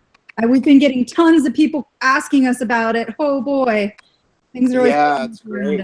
We're getting ticket sales have been coming in. This has kind of been the last day I did a big pre-sale kind of discount thing. And so it's been fun watching all the ticket sales come in today. People have been waiting to make those purchases. So that's pretty exciting. Share the love. Actually, one thing I've been working on, a kind of a funny thing, is I made some sweatshirts to raise money. And I just posted it on my Instagram. And I want to talk about it because I made these sweatshirts. And I might try to bring some down to the Emerald Cup. But we posted them on the website, so you can go there and you can, that links to everything. It's regenerativeorganiccannabis.com. And it's really just to kind of raise funds and help pay for all this stuff. I don't know. Each location is we're kind of running the same crew for the most part. I mean, you guys are gonna miss out on Michigan and Redway, I believe. Oh, Maine. They said it could be there, Michigan, John. Oh yeah, Maine. Sorry, Maine and Redway. But, hi, buddy. That's what I'm here for. Yeah, everyone else is pretty much kind of be lined up, but it's still going to be a different vibe, is what I kind of wanted to say, just because the different people that are hosting, we're going to have different Dem Pure farmers representing in different areas. Same with the genetics panel. We're going to have breeders that are going to represent those regions. And I'm excited to really see what Kevin works out with that. So. Yeah, that's excellent. And we're really excited to, introduce some new pure farms that are coming in. There's a couple out in Maine, and we're going to be visiting them hopefully in the beginning of January, which is the Ancient Green Farm. They're really awesome out there, and everyone should check out the Ancient Green, and also Wild Roses out there, and Grape Grows. White Rose. Did I say? Okay. You said Wild Rose. Oh, right. White Rose. Sorry about that. And also we've been working with, wanting and talking with you about and being Pure certified up in Bellingham there and Mount Baker Highway, the two of you. So we're really excited to, get that going, because when we get people started in an area, it really allows that area to develop more, because you can kind of reach out to people and they can reach out to you. And the way that we work the Pure certification is that, Josh and I can't be everywhere. So when you become a pure certified farmer, then you also become an inspector for the next people who are going to, who are wanting to become pure certified in your area and zone. And we just figured that, inspectors don't know as much as your neighbor knows. Your neighbor really knows your growing practices and what you've been doing for the last 15 years. So that's the way to really be able to pull community together. And also, another person that might be interesting in the science of regenerative cannabis in the future is the Resource Innovation Institute and what they've done with creating energy grid standards. So that's another thing that we're working with. Most of the farms that are pure certified are mostly sun grown or all sun grown. No, not all of them. No, exactly. So mostly all of them are sun grown, but we do have a lot, indoor operations, and we really look to them to be innovative and, kind of go beyond just being a standard grow operation. So, we're looking at developing more standards with that, and I think that's good with the event that you're doing. Yeah, and we're looking to get Dutch Blooms and Joshua certified before Emerald Cup. So that's really exciting for us. Yeah, to be adding you. Really We know how hard too. you've been working. Cool. We know what you've been putting into it. So to have you as a pure certified farmer involved with this family is just nothing but greatness for us. So we really appreciate all the energy you've been putting into your farm all these years, and all the education that you've been putting out, which is absolutely a part of the pure certification as well. Congratulations, Josh. I know you want. Yeah, no, I was gonna say, the part that I'm really excited. One part that I'm really excited about is just like the camaraderie that I just see amongst the damn pure farmers. It's definitely everyone's down to teach and educate outside of the the crew, if you will. But I like the everyone's kind of trying to rise each other up, and super excited to meet more folks and get to know folks, for sure. So yeah, that's going to be why the Emerald Cup is so damn fabulous, is because it's a chance for us really to get together and everything. So yeah, that's going to be good. And it's actually, we're almost, we were talking about this the other day, is with legalization, and at the beginning of it, it was like everyone's sharing everything. And now when we're starting to get into, branding your company and doing all this stuff, there's this IP and all this kind of like, these systems that you've created that are yours. So it's like, on one level, that's really important to have individuality within your farm, but it's also like we're almost moving into another phase of secrecy, because maybe you have a certain extract that's a certain way, or a certain strain that's a certain way. So I wouldn't say we're trying to give out everyone's secrets, or even all of our own secrets. I think that we can still have intellectual property, but we still are going to always put our foot forward into us empowering each other, because really in the end we kind of feel like we are in a another mass extinction on the planet, or say in a climate change, or in an area that we can't come back from. So we just want our farms to be a representation of that change on Earth, and also all the people that we're working with. And the only way to do that is really through education. So I mean, if more people are smart and doing it better, then that's what's up. And trading all of our seed stock, like we've been breeding for years. I mean, ever since we put in our first plant, we've been breeding, and we have some really specialty things. And because we don't really sell it, we only ever give it away. It's such a wonderful opportunity for us to give away our seeds to other pure farmers all over the globe to see what can happen with those breeds, and what did they do, and did you breed them into something else? And so it really is expanding this library of regenerative breeding cultivation as well. And that's something else too. You talked about extinction. You're seeing extinction of strains that take more than 10 weeks to cure. You're seeing extinction of very stinky strains that don't do well with indoor ventilation prevention, like smell prevention. And what terpenes are we losing by those going extinct? What terpenes and cannabinoids take more than 10 weeks to develop in the plant? And that's something else too that I think a lot of people forget about. And that's why it's important for these growers to trade genetics and to keep these weird, or less traditional or less commercially productive strains alive, because the medical impact they could potentially have that just right now is being completely overlooked. Yeah, and also the full spectrum cannabinoids. You know, we're breeding for high THC. Everybody's like, what was the percentage? And everybody just assumes the percentages, you're talking about the THC level. Well, all right, cool. But what about all the other cannabinoids? They're being bred out.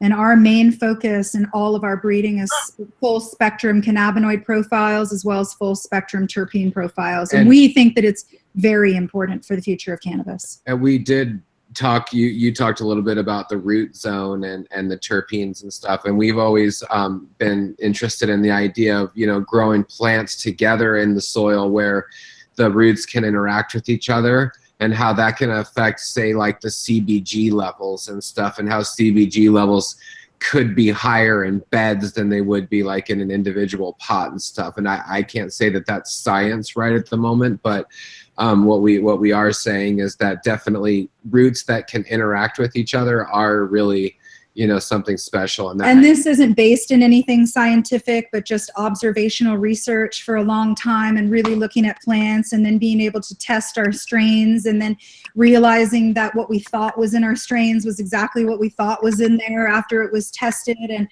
I'm really believing that, you know, to really like make it so it's really easy to understand is that THC seems to be more of the cortisol of the plant, whereas CBG is more the serotonin of the plant. I've never heard of it explained that way. That's a really good way to put it. Yeah, it gives you something to think about for sure. Yeah. It's just when a plant is happy, its CBG levels go way higher, and that when a plant is stressed and you're breeding it in stress for a long time, then the THC levels go up. And I just think that that's just an interesting thing to look at. We're going to be able to learn a lot more from Ethan, like what that means. But when I sat down and I talked to him about these two things, he was like, oh my God, that's exactly what we've been thinking. Now let's set out to prove it scientifically. So, you know, the future is really exciting for regenerative cannabis. I've also noticed a big correlation with water stress and THCV, for example. Like different, to further support what you're saying, is different types of stress produce more of different types of THC compound. I think a lot of people are also been working with and proving for years that stress definitely provides, you know, a higher THC rate and a higher, you know, bit more resin, higher quality resin. And I know you've got something to say about that. Look at the, we talked about, you, I think it was you that brought up, Roger, a couple of weeks ago, the whole putting a knife through the stalk near harvest. Like, oh yeah, because Robert did the experiment and got it out there and put it in the blogs, and I answer all the questions on the blog. And one day, here's this blog article going, so where's the scientific proof about this and stuff like that? And what Robert had done, he's done a stem splitting method where during the last week of flower, like 4 or 5 days before you plant and harvest, you take a knife and you stick it. Well, first you you zip tie it about 4 inches apart, an inch out of the up the stem. Then you put a knife through it like a popsicle stick, or a chopstick or whatever, something to, and supposedly it just gives the flowers a bath in resin. And I haven't tried it yet, but I got there's a lot of people talking about it. Yeah, but boy, I mean, that's a lot of stress, let's face it. But, you know, and again, it was hard because all of a sudden people are, you know, they don't even read the thing. It says basically right off the bat, it says you only do this like the last 3 or 4 days before harvest, you know. And so, yeah, I'm not an expert on that, but yeah, we did have to address that you know, I've been having to address that for a while. So I guess maybe this time I ought to try it on a plant. It sort of feels to me akin to like veal, the concept of veal, to be honest. Well, that's a little bit different. That means I'll be no, it's not, dude. It's planting like a little tiny box in the dark. It's not cool. Starving shit out. That's alive in order to get what you want. So would that make hydroponics like foie gras?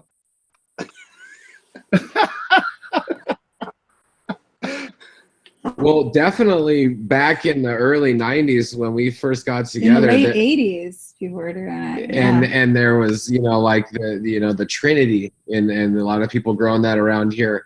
And there was a lot of people that would poke this right below the stem. They would poke it with like a needle Yeah. And they would do that kind of poking like the last week, and then they would take the last few days and make it like a lot darker, like more dark, more darkness. Which made me cringe then, and it makes me cringe now. But they did It's it. not I'm ever just saying. something that I felt like I could do it, because if you're doing that to your plants and then you're going and you're wanting to clone them again, I don't know, it's just really confusing for the next generation. It's sort of like beat the kids, so then maybe they'll fall in line, but then what happens to those kids, you know what I mean? Then everybody's all fucked up. Right? It's only at the very end of, it's only at the very end of growing, right before you harvest, so it shouldn't affect your clones that should already be taken from the plant. Exactly. Yeah, I can see that.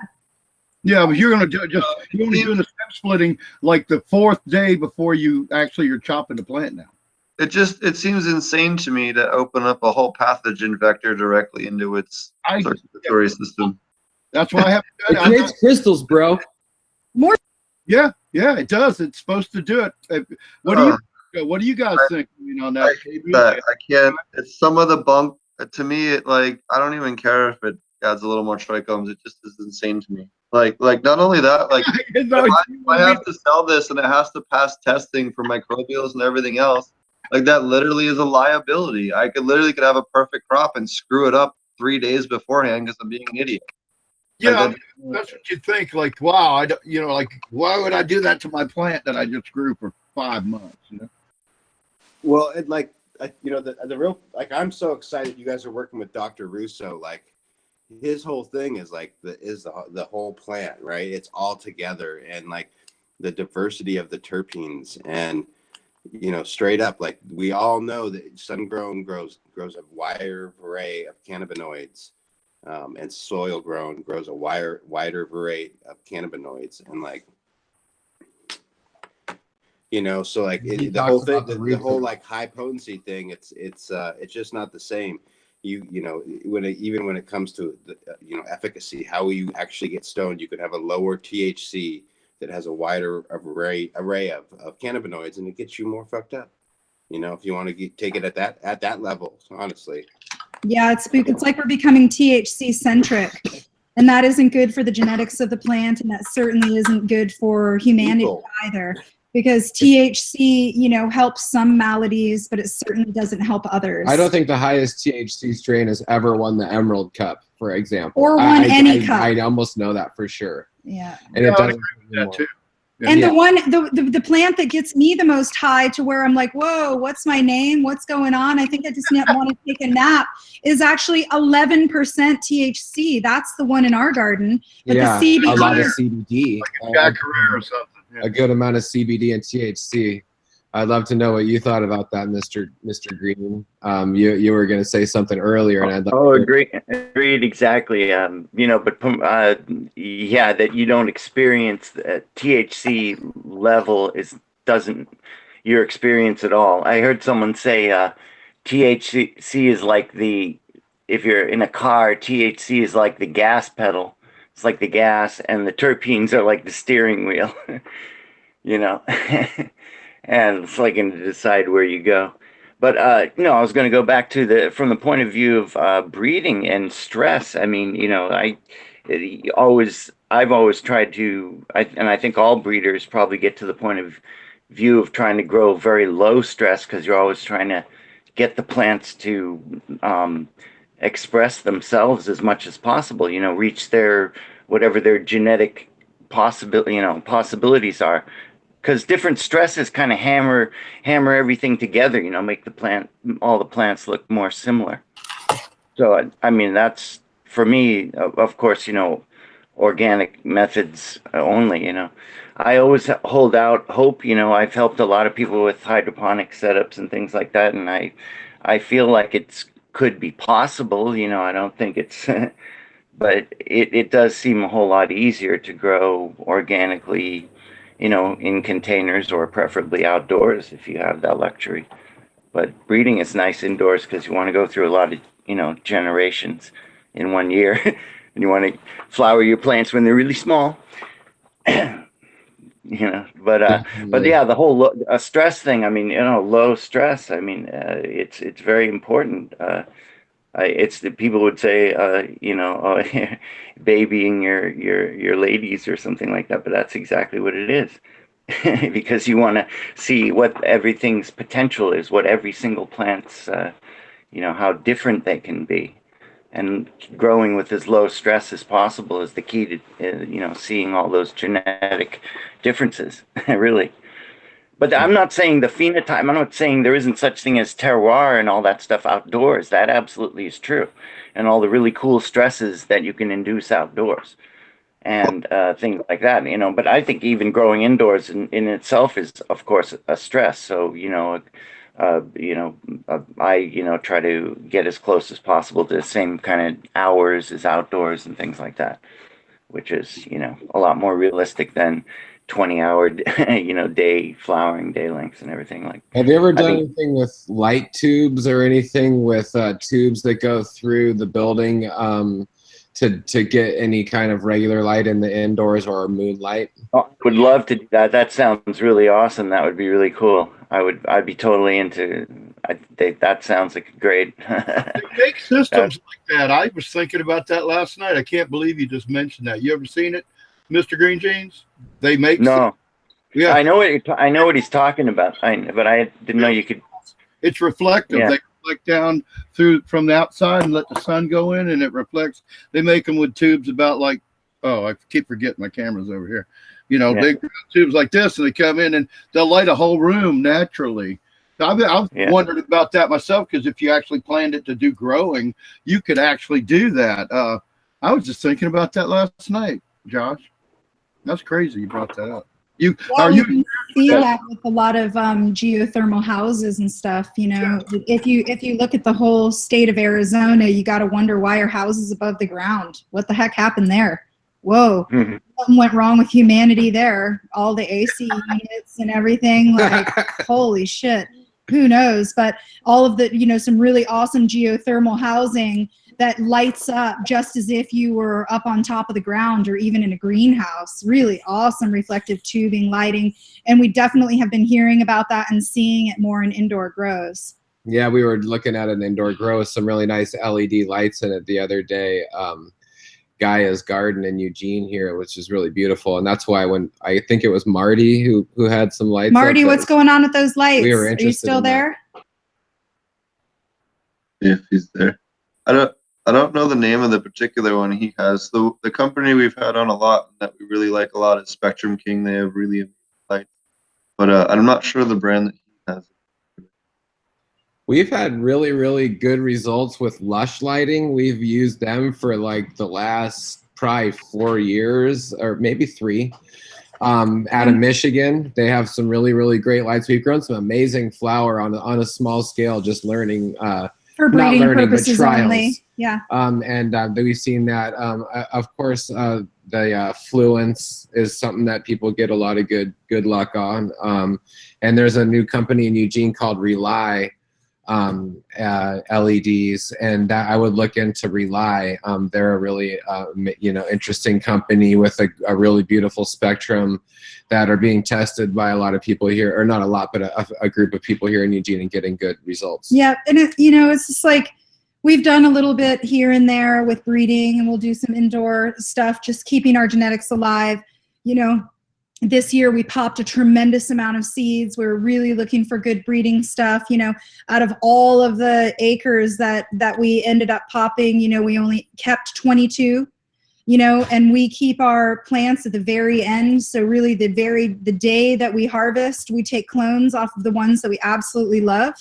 And so we'll use a little bit of LED lights and that to keep it going for the next season. But I don't really like growing indoor, just me personally. I like the great outdoors, but I'm not knocking it. You know, I think that, you know, if people can do something responsibly inside and grow good medicine for their family or for themselves, I think that is really awesome. Oh, I'm over it.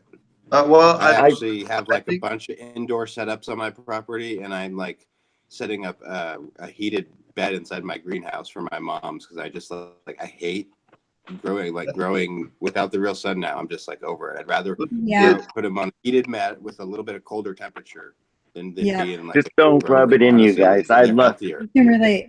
It's I silly to love to spend go, money on. I love to go outdoors too, but but you know, the thing about breeding indoors is the ability to go through. Some things I've done 5 generations in 1 year, taking the seeds from, the seeds from, the seeds from, the seeds from. You know, you can go 5 generations maybe in a single year. That's Which pretty is really significant. awesome, but you're Yeah. going 5 generations in a single year. You know? Yeah, that's what I'm So saying. It's really it can have its positives and it can have its negatives too. Like if you're pushing it, you know, you could do 5 seasons in a year. That's awesome. And those genetics are going to be really good for other indoor growers and for people because you're growing responsibly and you're taking care of your gardens and you're breeding it in that way. But people who may have, you know, outdoor cultivation or people that are growing long Oh yeah, seasons. my stuff is done really well outdoors up north in California. You guys are probably growing some of my genetics already. I hope Awesome. so. I mean, you know, oh yeah, sure. That's I've been awesome. around since the mid '70s. Yeah, no, Yeah. we appreciate it. But that's the thing. We're all, Well, and also I mean, come on, man. everybody who was inside in the mid 70s and the 80s and the 90s when it was illegal. Thank goodness for all of the breeders who continued to breed indoors because My we wouldn't stuff does have really well outdoors. I grow it specifically and I breed it specifically to do well outdoors. I know what I'm doing. That's you know. awesome. That's awesome. Yeah. but you know, peace. But yeah, no, I'm just saying that it is. I would love to always be able to grow outdoors, but I couldn't figure out a way that I could do so many generations like that and go, you know, doing it outdoors. I just don't know how I'd be I able think to. the future really is outdoor, and then especially for breeding, like greenhouses with lighting just to make the day longer. You know, when the sun's not cooperating. Have you guys, anybody seen, sorry to cut you off, Steve, but the Forever Flowering just made these like tiny nano greenhouses with light depth and everything, and they're like 8x12 type deal or 10x10, and you can like put them on a trailer. You know, it's a, I don't know the price on them, but I imagine it's about the same as like setting up, you know, for future. I know everyone's got their setups or whatever, but if you're setting up a new thing, I bet it's about the same, and or would pay itself off within, you know, a grow or two with the energy consumption. But that's kind of a cool deal, I think, honestly. I got the jigs for taking your fence top rail, and I can make 12, 16, and 20-foot wide hoop houses 10 feet at a time. You know, and you already buy the hardware and all to do that, and then you could close it up and do whatever you wanted to, and buy, you know, like what you want yourself, and be a lot cheaper. You know, That 1-inch conduit. 1 5/8, I believe. Well, top rail for just, you know, Joe homeowner fencing.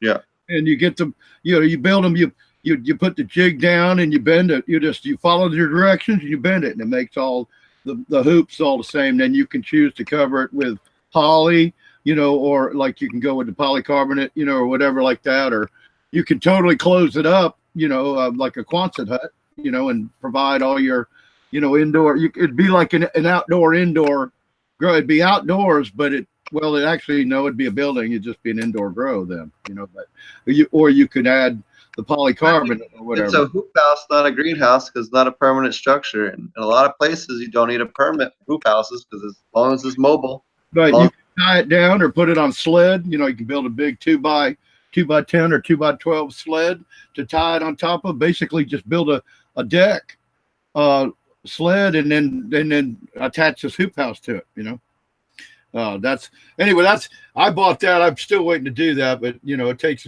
Yeah, once you know, steel went up so badly the last couple of years. It's been hard to start fabricating.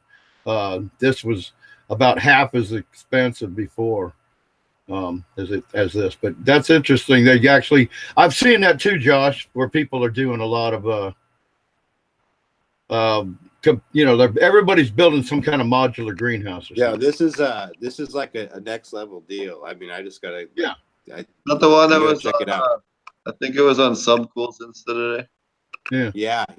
I mean, I don't know the price. I bet it's about 15-20 grand, which is what you would set up at, you know, an 8x grow, and it's all automatic. It's got the computer and everything. You don't do anything. You set the parameters, and like I mean, you have to know how to set the computer up and run a grow room. But you know, in terms of building, it's not like bending tubes yourself. You know, I totally get what you're saying and appreciate that, and I do that. But like, this is like a, you know, buy and they deliver it on a Well, truck. this is like go live on Mars and you could bed down in it and grow food at the same time. You know, kinda. You know, yeah.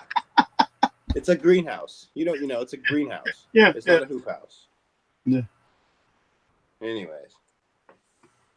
Well, I think, you know, yeah, well, okay, I guess I'm not even going to go on that splitting hairs about hoop houses and greenhouses. To me, a greenhouse is a structure with, you know, something that lets. Environmentally controlled. It's environmentally controlled is what I mean to say. Oh, greenhouse. Yeah, greenhouse is environmentally controlled. Yeah, well, you could do that with these hoops too, even if they're, you know, like, you know, well, never mind. Like, again, that's not what we were talking. It doesn't matter. So we'll do that offline, you know. Thanks so much. Is there anything else you guys wanted to touch on before we let you guys go? I don't want to take up your whole night. No, we feel awesome. This was an absolutely fantastic conversation. I can't wait to meet all you guys in person and share a doobie and share some laughter, because that's what it's really all about. And as heady as we can get on these conversations, you know, with each other, it really just boils down to our love of cannabis, and it boils down to our love of community, and it boils down to, you know, all of the generations that it's taken to get to this point, you know. And we all have, you know, all of our different ideologies and all of our different growing practices. But if we can all do the best by our own gardens, that's just darn good enough. And that's where Josh and I are coming from. So we really appreciate you guys today. We appreciate your ongoing conversations to educate people. Thank you so much. Really, really deep, deep gratitude. Thank you all for having us on today. Thanks for coming on and sharing your knowledge a lot. You know, I look up to you, and a lot of the other, you know, rest of the community looks up to you guys to kind of lead the way and kind of help fight the good fight against the corporate overlords of the cannabis world. And you know, keep on doing what you're doing. And you know, thanks for all that. Why don't you tell everybody again how to find you and learn more about what you guys do if they haven't heard about you guys before. Your links are in the description, but yeah. Thank you. And just to touch on the overlords part of it, you know, I mean, it's something to tell, you know, to say to someone, you know, just hold out. But if you can hold out and then have and really own what your successes are in the future, and not, you know, pay it out to someone in advance and hope that it works out with them, I think that's going to be a good, you know, bet in moving forward. So, and joining together with community. Yeah. So, yeah, so big love to everyone here, like Kelly said. And you can find us, we have our products are found at dragonflyearthmedicine.com, and we have products for vegetative flowering. We have humates, mycorrhizal fungi, and the natural mystic foliar spray, which is really, really beautiful for plants and helps them be really healthy. We have the DEMpurefarms.com for people to see about the network of farms that are regenerative, and what farms are doing, and what it looks like to see a regenerative farm, and what some of the closed loop practices are, and to find articles on that. We'd also like to encourage people to look into the Regenerative Farm Award as we move into the Emerald Cup and see what that's about, and the Regenerative Agriculture Lounge, and to come find us at the teepee. But I think that wraps it up. We'll be in Arcata. And the Science of Regenerative Cannabis is coming up too, soil science. So everything that Joshua is putting on, we're really excited. We're going to be meeting everybody in Michigan as well as Vancouver. Yeah. The whole international cannabis scene that we were talking about is going to be in Vancouver the weekend that we're doing the Science of Regenerative Cannabis there. So I think there is going to be a city full of international cannabis enthusiasts, and it's going to be sort of like the corporate model and what's going on there, which is really, really pretty dull. And then there's going to be the cultivation conference, and that's what I really love about what's going on with what Joshua's put together. Is there's not very many conferences that are solely put together for cultivation, and that's what this one's about, and that's what me and Kelly both really like about it. And I wanted to encourage all of the listeners out there, you know, whether you've got 4 plants in a little, you know, dome, or whether you've got a big indoor grow scene, or whether you're growing outdoors, or whether you're growing in a greenhouse, whatever you're doing. We really appreciate you out there, because it doesn't matter whether you came into the industry 40 years ago or you're just coming into the industry today. You know, there's room for you. There's room for everybody. And we just really are encouraging people to be as respectful and responsible to the plant and to the earth, and, you know, through the practices that you're doing. So thank you all so much who are listening out there, who are just entering this industry, who have been a part of it for a long time. There's a place for everyone. Awesome. Hey, there's one last thing I wanted to say to you guys. I was trying to fit in earlier on it, but I yielded to Steve, who had a great point to move on with the actual topic we're talking about. But you had retouched on educating people and how you were going to have to get with the commercial industrial growers to teach them, because they're going to need you as consultants, so to speak. And what I had wanted to say earlier when you were on the subject, when we were earlier in the conversation, was that you have to educate the legislators.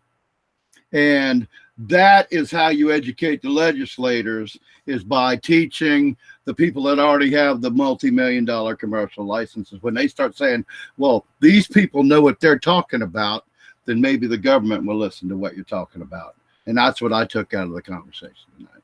You know. Yep, and I guess what I was really saying good too, point. that's a really good point. And for everybody to remember that we're just the pointers to the moon. The moon is this plant, and being in full reverence to this plant, and what is it that we can truly do for her is what we can do for ourselves as an entire human existence. And definitely lobbyists help. Heck yeah. Heck yeah.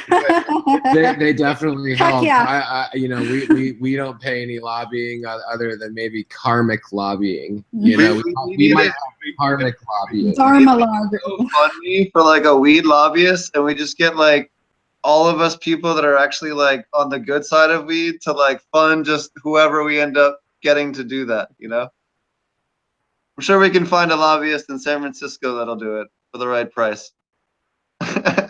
There are some really beautiful people in Canada doing some work that we're really good friends with. So we really hope that their voice is heard enough, and that we can, you know, get more people like that in there. So there are some really beautiful people in Canada that have been getting it to where it is right now. And no, it's far from where we need it to be, but I guess we're all just holding on to the idea that it's getting us in the direction we need to go. Yep, and as we're entering 2019, I really encourage everybody to do pro tracks instead of contracts.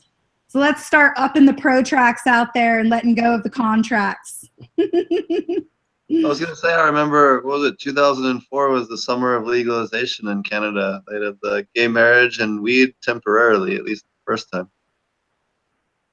At least it was in Montreal, right? Yeah, Montreal's got it going on. Except for actually Montreal doesn't have it going on because they don't have any dispensaries, if I'm correct. Well, they're working on it. They're fighting for it. Everybody's fighting for it. Quebec is, I think, the worst of the whole markets right now in Canada, correct? Which is really surprising. There's going to be something that's going to give on that, because they're like all about being progressive out there. So there's something getting tripped up. Something big in Canada is going to give, that's for sure. It's definitely dealing with this medical versus recreational with a W. And BC. With a W, recreational with a W. And, you know, we'll really see what happens. Hopefully the people are going to really stand up, because right now our legislators are fighting for medical. There's only one legal dispensary in British Columbia at the moment, right now. One. One. There was over 100 just in Vancouver before October 17th. Most of them have kept going. Nelson, British Columbia, Grand Forks. There are a couple of towns that have also, probably Victoria is another one where they have kept open. There are other towns that have kept open dispensaries, but it's pretty. I mean, British Columbia is not going to let go of their underground channels until it's good enough. So it's funny to see the sales numbers that have come out of there. They're minimal. Yeah. Thank you all so much. It was a wonderful evening. It was very informative as usual. Hey, it's almost 8:40, and we like 8:40 because it's 420 times 2, which means you can, you know, double your pleasure and double the fun. Double 840. So happy 840, everybody. Night, guys. Thank you. Take care. Joshua will be coming for you soon. We'll be talking to you soon. I'll see you at the Awesome. Yeah, Have a good see night. everybody at the cup who's going to be No. there. Yeah. Yep. And thank you guys so much. Have a great evening. Love your elf bong. I was just thinking, like, we need to have like different bongs for each holiday, like you do with all the decorations in your house. That's fucking awesome. I know, it's great. This is made by Trident Glass in Eugene, and they're really good friends. And of course, the Snodgrass family is really, our family as well. So we are blessed to be around a lot of really excellent glass. Actually, the Snodgrass family is going to be at the Emerald Cup this year. Yeah, and there's going to be a Bob Snodgrass Award to the glass blowers this year. So we're really excited about that, honoring Bob for all of the work and energy and all of the free education that he's given out all these years. I mean, talk about a community builder. Yeah, talk about like a Unbelievable guy man. who's made a big difference. Bob Snodgrass. Thanks, Bob. Thank Bob for your snotty. Love all y'all. Thank you, everybody listening and everybody here. Big, big love. Thank you so much. We'll see you at the Emerald Cup. Thanks. See you soon. Good night. And they say stoners are stupid, huh? Yeah. No. Nobody says that anymore. Not for a long time. No, I love Josh and Kelly. They're fucking awesome. I got a chance to meet them the first time at Josh's event and was like, holy fuck. These people are like permaculture gods. They're amazing people. They're amazing educators, and can't wait to be talking with them again and Josh's stuff. Josh, why don't you touch on that? I think it's another day or two left for people to get their tickets. Another day. They have till the end of the day tomorrow, I think it is, right? Is it? I think it's today. No, through No, December it's 1st. Tomorrow. Yeah. Got 24 hours as of the time you hear this right now. Yeah, so the tickets are discounted pretty heavily, and obviously the point is to drive sales and get some ideas. People keep emailing me and asking like, where's it going to be at this location? And for two of the locations, we actually don't have a specific venue yet because the spaces that we found aren't flexible enough. So we have to choose between a smaller or larger venue, and so we're waiting to have a better guess. And so, anyways, that's why we're driving ticket sales. And ooh, I have an idea I'll discuss with you after the show. Okay, great. I've got a real good idea. It might work out. Yep. But yeah, we're going to the Emerald Cup as well, Leighton and I, explicitly just to talk about the conferences and to meet everybody. And to connect with folks. There's a history there that I've just heard a lot of people talk about, and I'm just really excited to come and hang out with people, and I'm so excited to hear about the regenerative tent and the teepee, and yeah, so we're pretty stoked to do that. We're gonna, like I was saying earlier, we're gonna be slanging some sweatshirts and some tickets, and trying to just get people amped up for these conferences. Yeah, there's some other stuff going on. We got a lot of stuff going on. Not stuff we can talk about just yet. One thing I am excited to talk about is I am going through Dr. Elaine Ingham's Soil Food Web courses, and I'll plug her right now. Like, if you haven't got the memo, she put up her new website, soilfoodweb.com, and it's got a ton of stuff going on. Actually, on Monday, there's a free webinar for cannabis growers that you can log on. You got to pre-register to do it, but it's Monday. I can't remember the time, but it's specifically about the soil food web and growing cannabis. That's cool. And hemp, yeah. So that's pretty cool. And they're doing, what do they call it? A mastermind program that's cannabis specific. It's crop specific, and the one they're starting here in early December is cannabis specific, and it's a 12-week program for folks to come through and learn how to apply soil food web techniques in terms of composting and compost extract and compost tea production, to a science. So it's and you're working very specifically to meet those the crop specific nutrient needs. So. Yeah, just a little free plug right there for that, because I'm excited about it. I've been seeing the website come in, and I'm excited to be taking the courses. And so I'm running through. There's this series. I'll just tell you guys about it because I'm excited about it. It's a soil food web class is the intro, and then a compost tea class, and then a compost extract class, and then a microscope class. And then after that, there's a series of consulting classes that I'm going to be a part of, and that's the one I'm really excited about, is where you go through and you basically go through the same components: making your own compost, making compost tea, making compost extract, and taking microscope samples and quantifying all the different microorganisms, and making sure that you reach the right levels in your process, and then having them verify it, sending in samples, and then do a verified taking a plot of land that is dirt, with no biology in it, and then showing that there's no biology, and then revitalizing it with these techniques, and then proving it and having it quantified. So a little bit of a ramble, but I'm pretty excited because it's next level for me. I'm just kind of getting into the depth of these microorganisms, So that's not much about the conference. That's just me being excited. Well, Dr. Lane's going to be at the conference, and now you're doing her. Yeah. So that's about your conference. Is that maybe you should let everybody know again, in case they haven't seen the show before, all the different great educators that we're not just talking about a bunch of people that grow pot. We're talking about doctors, educators from universities. We have got, we're going to have Chris Trump from KNF. I mean, why don't you tell them about all those people that you're having at your conference, aside from Josh and Kelly from Dragonfly?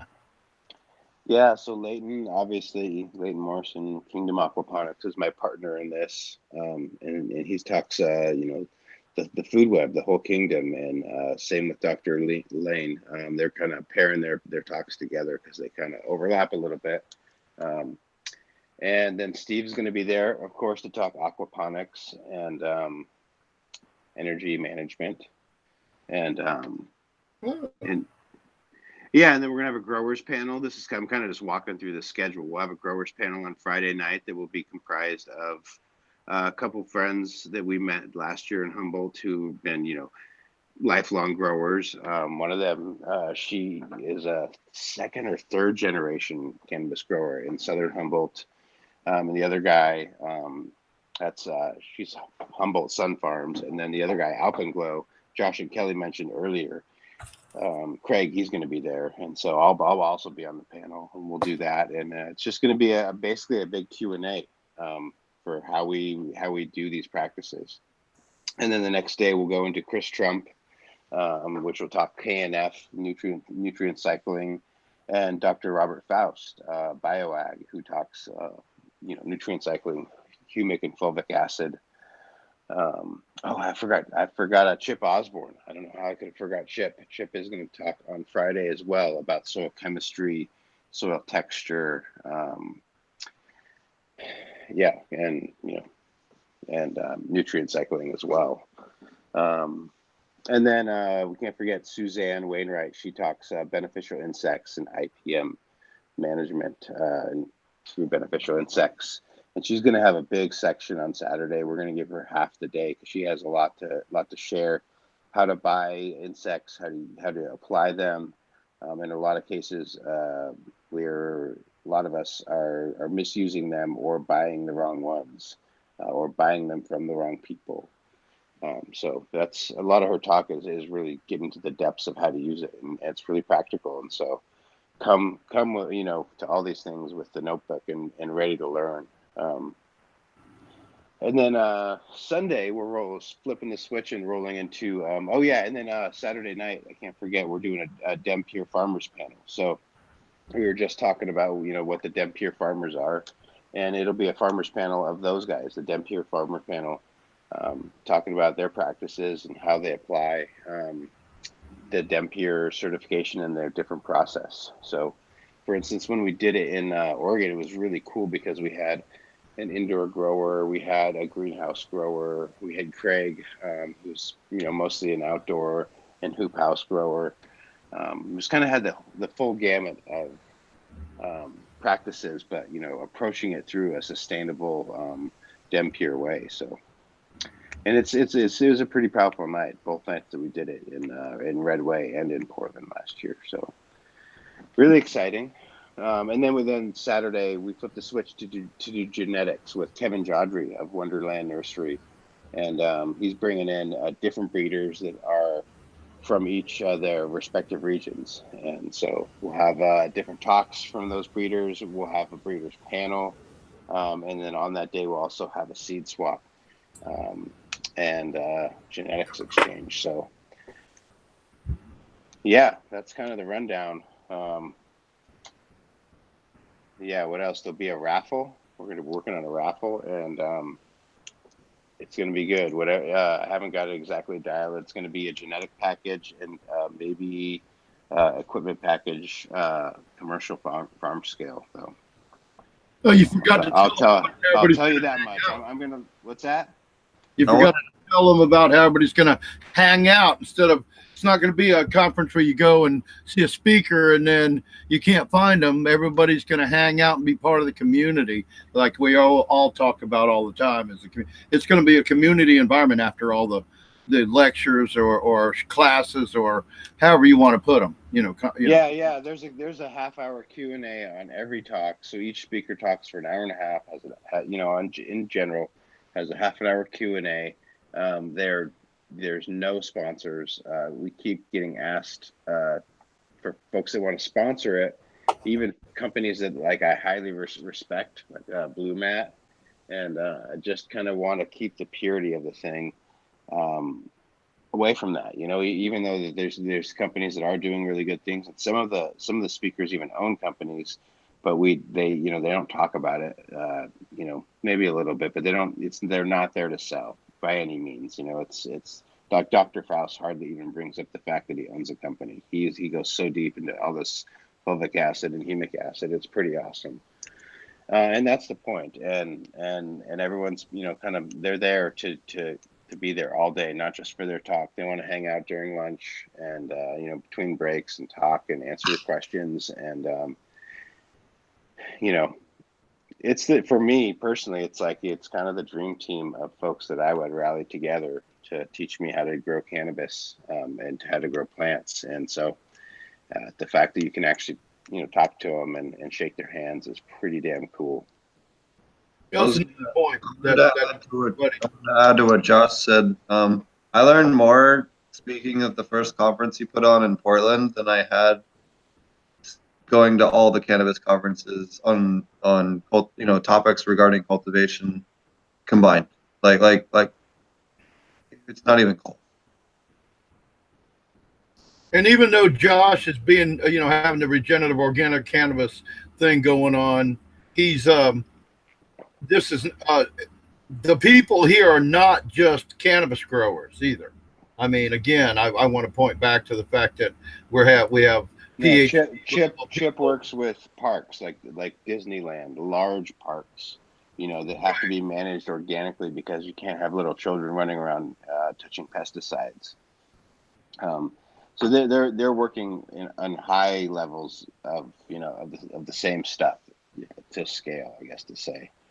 So, and Chris Trump, his kind of claim to fame, or what people often recognize is that he turned around an 800-acre macadamia nut tree farm, right, and like a nut tree farm, in a number of years from dying. Just about abandoned. 3 years was it? Yeah. Yeah, you said. He spent $500 an acre for inputs, using pretty much buying brown rice, sugar, and brown rice vinegar, and it's amazing. Everything else is collected indigenous microorganisms from the land and fermented plants. It's pretty cool. And what the bottom line was that when I really got out of it, aside from that more detailed information of $500 per acre, was that it took 3 years of this investment. And after 3 years, all they had to do on that 800-acre macadamia nut tree farm was water it and probably keep up with plumbing maintenance. I mean, I'm sure, but they didn't have to buy nutrients or anything else. And I'm sorry, Steve, I stepped on you again, buddy. Get off the couch. What'd you want to say? Oh no, I just Josh's conference was amazing. I got a chance to hang out with a whole bunch of people that I haven't had a chance to really pick their brain on. I know me and Dr. Faust went to dinner, and I went to the bar afterwards and talked science for like 5 straight hours. It was fucking awesome. And a whole bunch of other cool stuff. And I don't know, it's just a really wonderful conference, and I can't stress it enough. If you're into cultivation, if you're into growing, you will not learn more per dollar spent than Josh's conference, like hands down. I'm not saying that because of a speaker. I'm saying that because literally, like, I've never learned more than that in that short period of time. Everybody in the show on your show. Yep, we've had the majority of the speakers. We're going to work on trying to get the rest of the speakers on here before or slightly after the first conference here. So, and I got to say, as some of an outsider when it comes to this particular project and all of that, the people that we're talking about that were on the show have just been mind blowing, to me and to people, friends of mine, the people that we're bringing in to watch the show. It's such a great. It's a pleasure to be part of this. I mean, wow. I mean, we all learn so much every week. It's like, no matter. I know that it's good for your mental health to be to be associated with people like this who care so much about whether it be feeding people or just teaching people how to grow so they can feed themselves, or whether it be about medical cannabis. Either way, because it's not a closed idea, here. So Well, and that's like, one thing I kind of want to speak up for. Like, I have so much respect for Dr. Elaine Ingham, and what she does. Like, folks like her and Chip, and they've put their life into this stuff. And it's just so impressive to see that it's for them. It's not about money. It's about the earth and taking care of it. And like, I had the opportunity, I probably talked about it on the show before, going to into the redwoods in Humboldt with Dr. Ingham, and just to hear her and see her reverence for the ecosystem. And as we were like tiptoeing on these roots, and her talking about like the damage that was being caused to the trees, that it was like irreparable, from people coming and walking and admiring. We were all there to admire, but we were causing damage in our admiration. And anyways, these folks are all there because they passionately care about the environment. And yeah. Yeah, and that's why I feel blessed to be part of it, and I feel blessed that you invited me to be part of it as well. I'm blessed to be a part of it too. We all kind of feel that way. That's when it's good, when everyone's feeling good about it. Everyone's just like, yes, this is. We're all stoked.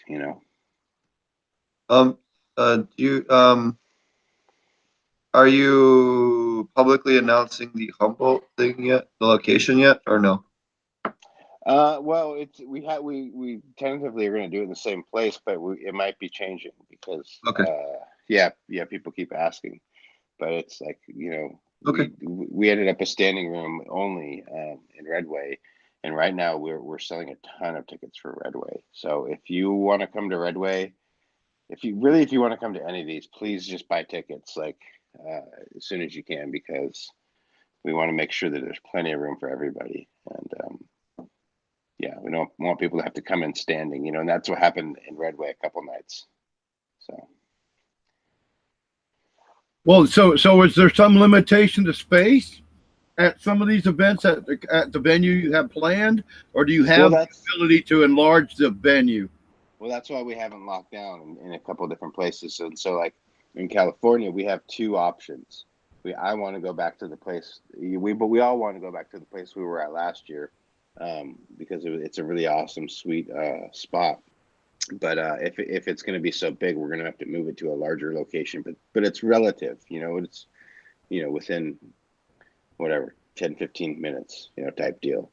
The place in Ann Arbor, awesome. Luckily enough, they have the ability to expand up to 1,000. So we don't plan to be up to 1,000 by any means. We want to keep it capped at like 300, 400 people a day. So it's manageable, and people can really connect with speakers. Is the idea. So Okay, so that was you want to try to limit it to about 300 or 400. So that yeah. you're cut off for ticket sales. Right. Right. But it's also nicer to if it's going to be smaller, to have a smaller space, because it gives us a lot of Well, ambiance. like you said, it's more, it's a little more quaint, and it's a more of a close knit atmosphere than a big hall. Yeah, like in California, we were at a preschool, and like 4 of the 5 of the people that were speaking there, they went there, or their kids go there, to the preschool, and yeah, we had a great time. We were all like lighting them up, and in the evenings, and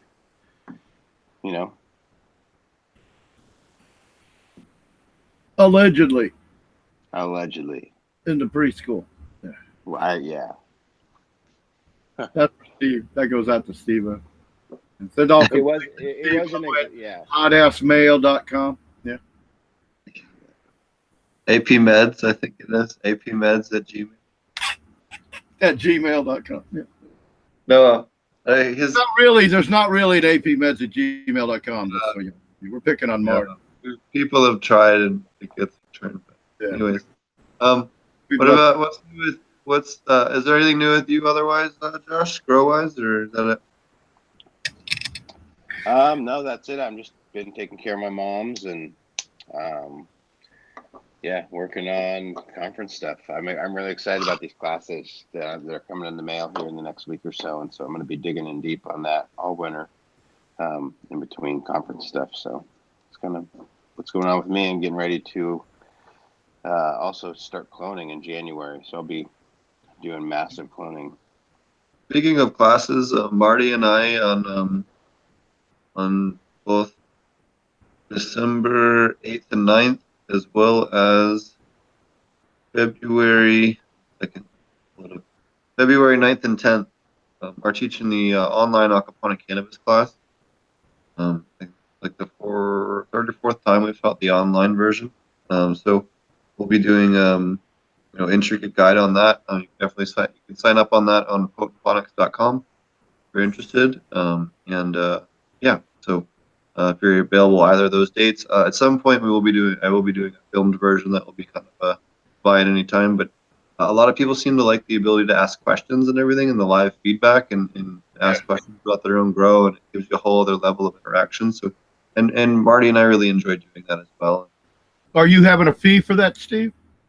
Yeah. So the class is $2.99 for the 2-day class, and that gets you the full thing. And then we also have handouts as well. You get handouts, reference material to go with the class, and gives you kind of a all you need to know and reference guides on the important parts of what you need to know as well with the class.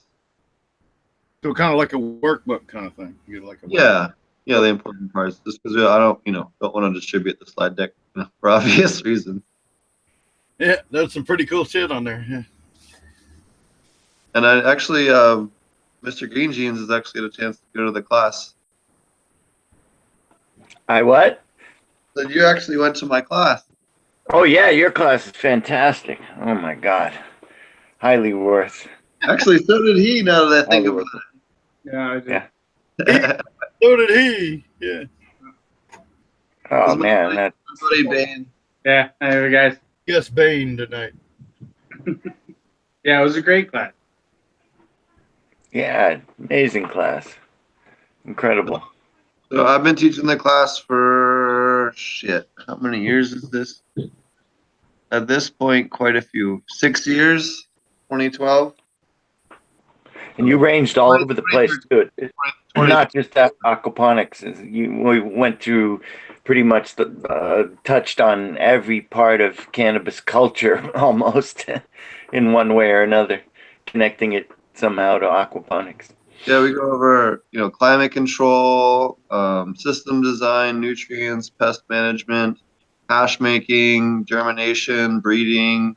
You try to cover, we don't cover everything maybe in brutal detail, but we give you enough to know to get started and to be dangerous. And give you, what you should be using to fix some of the issues you traditionally have with your chemistry and what to look for and what pest control options you can use because of the combustion and fish toxicity and a lot of the important points that a lot of, can be sticking points for a lot of people just getting into it.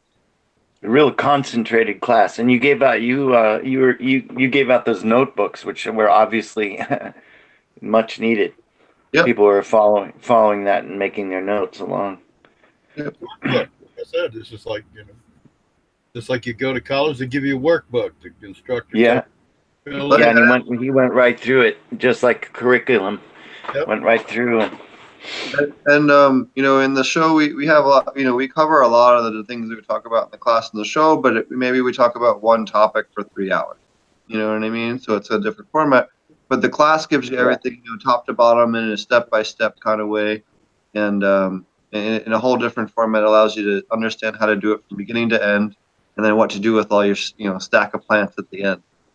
Yeah, that's what's so great about them books too, because you go back and you can refer to it. You can visit class and all. That just sounds like a college seminar kind of thing. I mean, it's very professional sounding. It was. No, working exactly on what it is. And I'm hoping to finish my book here before 4/20 of next year. I'm making a lot of large headway here on getting this finished and published. Sometime first quarter of next year, it'll be hopefully for sale. I don't have an exact date yet, but I'm getting close on having that for you guys on a predictable timeline. So that'll be available as well for everyone to go back to as a more permanent reference guide that's a little more detailed than what we hand out with the class. Yeah, and I tell you what, he's got this nutrient calculator thing going on too, guys. It's going to be freaking awesome, man. We're not talking about that yet. Shut up. Not public. I still want to. I think you can grow the world. I think you can grow a world's record plant with my genetics in aquaponics methods. I still want to see that. I think you can do it. I think you can grow the biggest plant ever. For sure. Like as far as we're gonna go for the 30 pounds in a short plant time, you could definitely get bigger mass with aquaponics than anything else. I've never seen anything grow faster than a fully dialed in aquaponics system.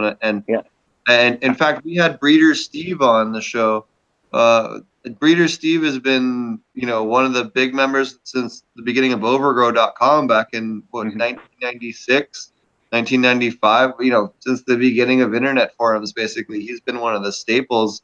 And now he's running the 30,000 acres down in Colombia. And even he said on the show, he's never seen growth as fast as that. So absolutely, yeah. You're the biggest plant in the world. Because I think the record is probably from what I've heard, actual is around 19 pounds, but I wouldn't doubt you could do somewhere around 20. Double that. Yeah, around 20. I've seen some plants that were psychotically large. Psychotically large, yeah. And 12 feet across. We need to get some of those big ass pumpkin growers on here. Yeah, I'm working on it. Right genetics. Oh, don't even go. I tried for 3 or 4 weeks to get Ronald Wallace on, and he kept having different problems. Yeah. Like one day it was technical, one day his tractor got stuck, one day. Anyways, don't get me started. He had browser issues. We had all different kinds of problems. So we will get him on at some point. I'm not like anti him, but I have the next, at least through the rest of the year, booked up. He's a very busy farmer, and his cart is always in the ditch. I'm trying to also get the gentleman. There's a British gentleman who does an older British gentleman. I forget his exact name at the moment. I've had a bit to smoke, but he's agreed to come on the show, and we'll get him on. He's one of the big vegetable guys over there, in Britain, and we got some other cool cannabis people coming up as well. And then I know Josh has got a couple of the speakers from the conference. Between now and the conference will be on the show as well. So, we'll have a lot more great guests. I always love having Dragonfly. I and on. They're so educational, That's and great. so many things about different pieces of the puzzle. You know what I mean? And that's what really it takes to really excel if you're going to be doing consulting. And with them working on the certifications and everything, they really have to understand all those pieces to actually, formulate a certification to begin with. So, I really appreciate all they do and all the hard work they do.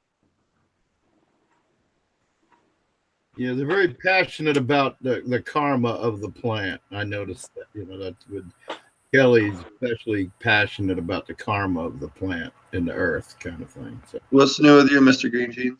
What's growing on with you? Oh, not much. Same old thing. I'm getting to watch a lot of my genetics growing and getting a lot of feedback. People emailing me and sending me pictures and stuff of their plants and things. It's awesome. I got pictures from you. Yeah, I got a bunch Cuties. of cracks from you. I made the mistake of trying a bunch of the first 5 in cocoa coir plugs just because I had them around, and that was not the right thing to do. So I got good plugs, and I did the same thing again, and everything came out fucking perfect. Never again with the cocoa. Hey, cool. But yeah, I have. As soon as I get back to my actual house, I will have some video and pictures. We're actually building 2 different aquaponic systems where I'm at right now. One for the cannabis, one for the vegetables that are all hooked up to aquariums. We'll have a whole. I haven't announced it publicly yet, but I'll sneak peek it now.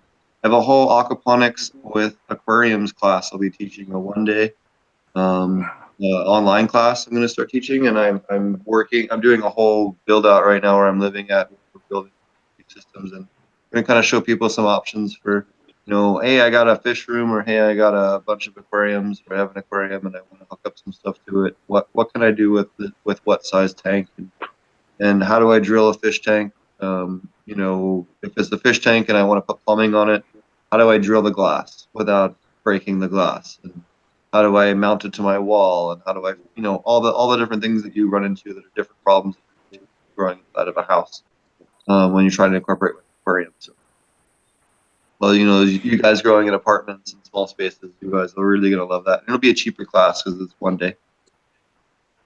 I'll have that up. I don't know if it's publicly up on the website yet. I don't think it is. Once I finish, I only have those 2 bettas right now. They're those 2 Siamese fighting fish. They're the only ones I have. I had the 3 before, but the really old one died. He lived to be almost 3 years old. I was like, wow, he was so old. They can live to be 5 as long as you don't feed them very much. That's what I've heard. Yeah, this guy went a long time. But yeah, they're lately the only fish water I've had. But you power feed I them. definitely use it. You power feed them and breed them. They live about 1.5 to 2 years. Yeah. Yeah, that's right. We used to breed them all the time.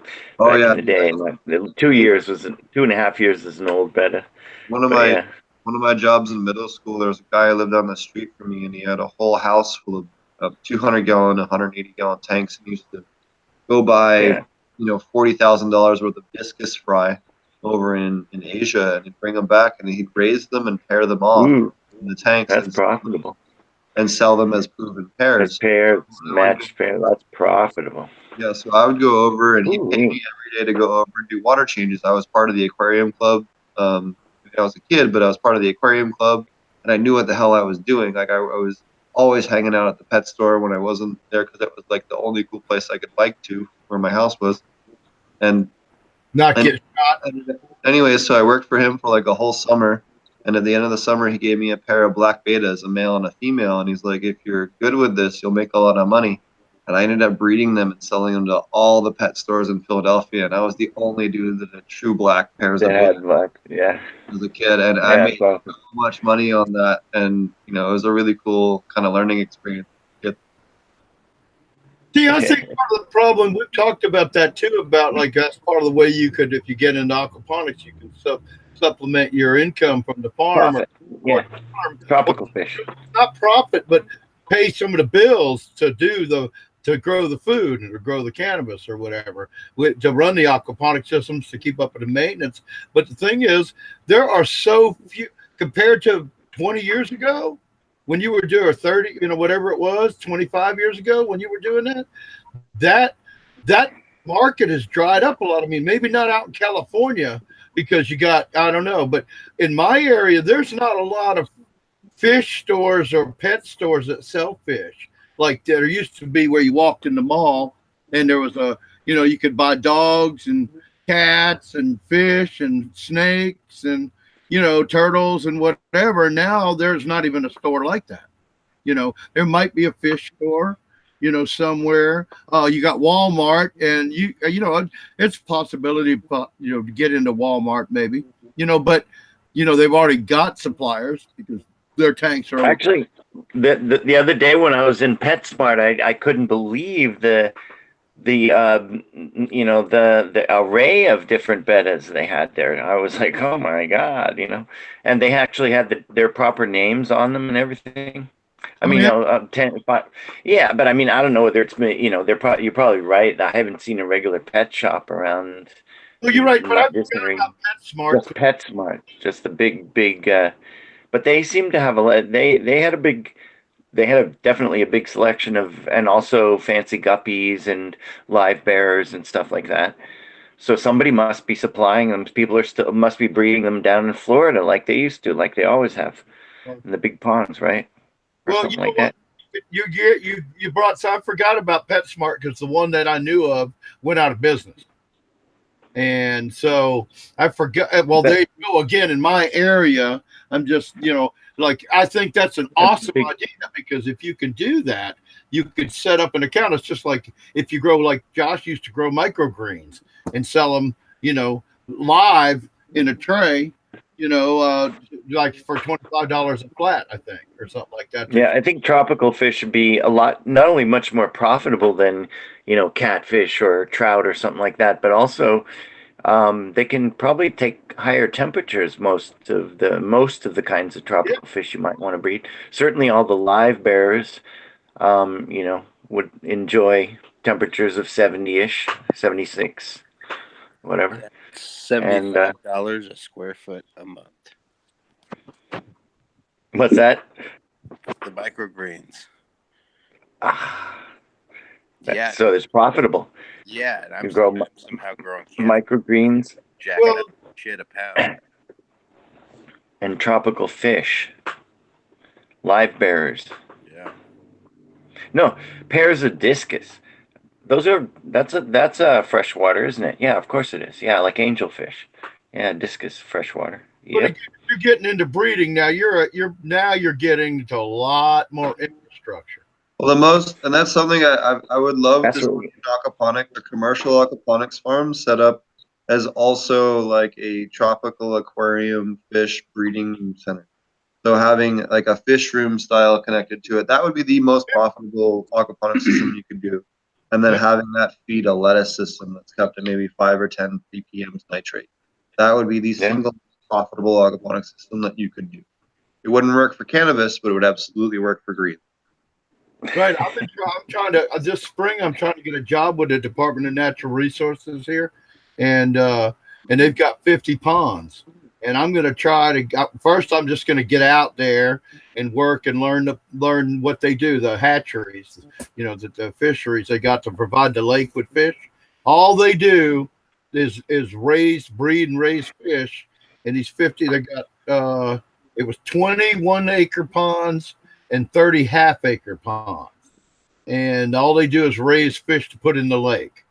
And I've already talked with the guy that runs and does the hiring, and you have to go through a process. But basically, once I told him, who I was and what I did with my farm here and all, and being, registered with the USDA, he was like, "Yeah, man, just come down and talk to me," And so I'm going to try to do that. But I said, "How much land you got out there?" And he goes, "Oh, we got a whole bunch of land." I said, "We should build greenhouses out there and grow food." So, that's that. If I stay here and don't ever relocate, that's my dream, is to somehow get the state interactive with, because this, I don't know. I don't want to go down the rabbit hole, but, I think that'd be awesome. Like you said, like I always wanted a restaurant with my hydroponic greenhouse out back with all the fresh vegetables and everything, right?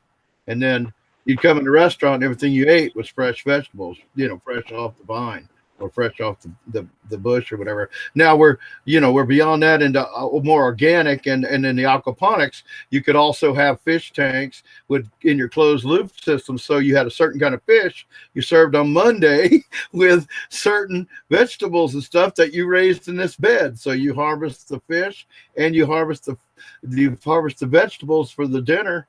And then your restaurant's on the front end, and people people couldn't walk through there. It's in a dream, people can walk through and see it and pick there, but you can't do that because they bring in all kind of pathogens and disease and no telling what from their own gardens or, their neighbor's garden or wherever they've been.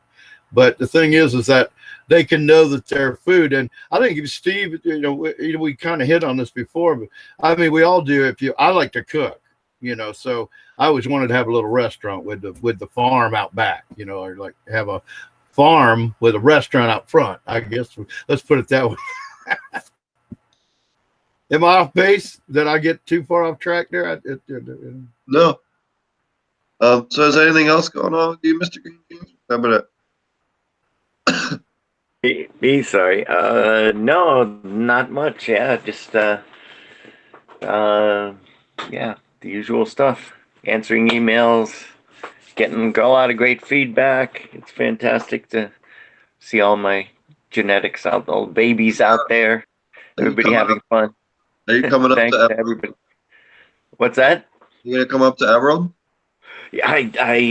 Gosh, I want to. I hope so. I don't know. I don't know if I'm still not. I don't know if I can make it or not. It's kind of hard for me to even get out of it. I get out of here for 2 or 3 days. We managed to do this road trip just recently, and boy, it almost. But I did it. I got someone to take care of my plants and stuff. Normally, I got to be there every other day at the most. Most I can leave anything alone for is, a short period of time. I'm sorry, making so many excuses. I do want to come. I guess this is the last chance right here, huh? Last 12 hours to get our ticket. Man. Oh no! Emerald Cup is different. Emerald Cup is December. Oh yeah, the Emerald Cup. Yeah, yeah. As a matter of wow, and then that's actually maybe even more of a possibility. Yeah. Everybody's been asking me about. Maybe we could split. When is that? What day is that? When's the Emerald Cup? What day? Middle of December sometime. It's like the 13th. It's the 15th and 16th, I think. Saturday, Sunday. I'm going to try to come, but I've got to get somebody. I got to get the old lady to swear to God she's going to come here. I mean, you guys, you're driving me crazy. I want to be to that. I can afford the ticket, man, the plane ticket. Emerald's worth it. Yeah, I know, but I can't leave the dogs and play nothing. It's the 10th to the 15th, December. No, I think it's the 15th and 16th. I mean, 15th and 16th. Saturday, Sunday. Yeah. Yeah, it's supposed to be the toast of the town. I mean, I've had friends in California forever, man. First day is fun. The second day is like the award day. Maybe my daughter might be there. If she goes, then I might be there virtually. I'll get her to pass a telephone around or something like that. I bet she probably will be there. I'm sure. Pretty sure. But I guess, gosh, I should really think about going. Huh? You should come up, man. Yeah, it'll be fun. I know. Okay. Well, Emerald would be down for Doug, wouldn't it? Don't you live in Washington? Me? Oh, I'm in Southern California. Southern California. All the way down. Yeah, he's coming up. I'm feeling I don't mean to throw that out there and be, like either. Yeah. I thought you. Okay, well, never mind. Never mind. We'll talk later. You got anything growing on there, Roger? What's new with you? I'm rolling a joint of some strawberry kush. Sorry. You didn't get the mic muted in time. Allegedly, this is some strawberry kush from from Robert Birdman Seed Bank in Amsterdam. And no offense to my friends on the West Coast that are breeders and fine breeders and with pedigrees and all kinds of little fancy charts with colors and all that stuff and little pointed arrows, and the next thing you know, we'll have a folk song about it. If Arlo Guthrie was still writing folk songs and he was into the cannabis movement, which I'm sure he probably was, he'd be writing folk songs about Mr. Green Jeans, and his pedigrees and all his little charts with all his little colors of each individual. I'm just messing with you. He asked me what's going. Oh, Doug, you turned yourself off, man. I figured you'd be interactive with me. That was weird. I just fire coming out of you. Huh? That was weird, man. Everybody's stoned. I really fucked y'all up, huh?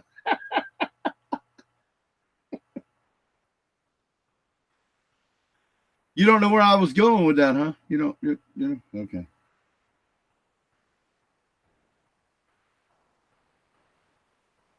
What did I miss? I was sneezing. I did a parody about Alice's restaurant and Mr. Green Jeans, and I don't know. I lost everybody. So, sorry. As I was rolling my joint of strawberry kiss. Anyways, anything else going on with you right now? I finished my fence. Yeah, so which means I can now move on to reclaiming my greenhouse from the blackberries, which will be. It's like like I said before, it's a perfect thing to start off.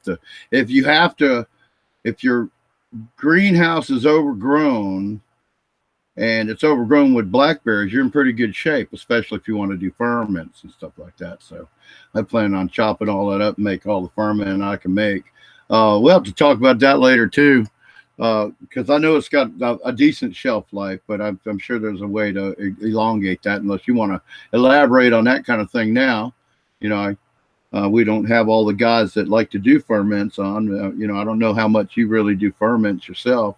I do. So what's the shelf life like on something like that when you do blackberries? Cut it 50% with brown sugar. Oh, you got to cut it with a ton of sugar.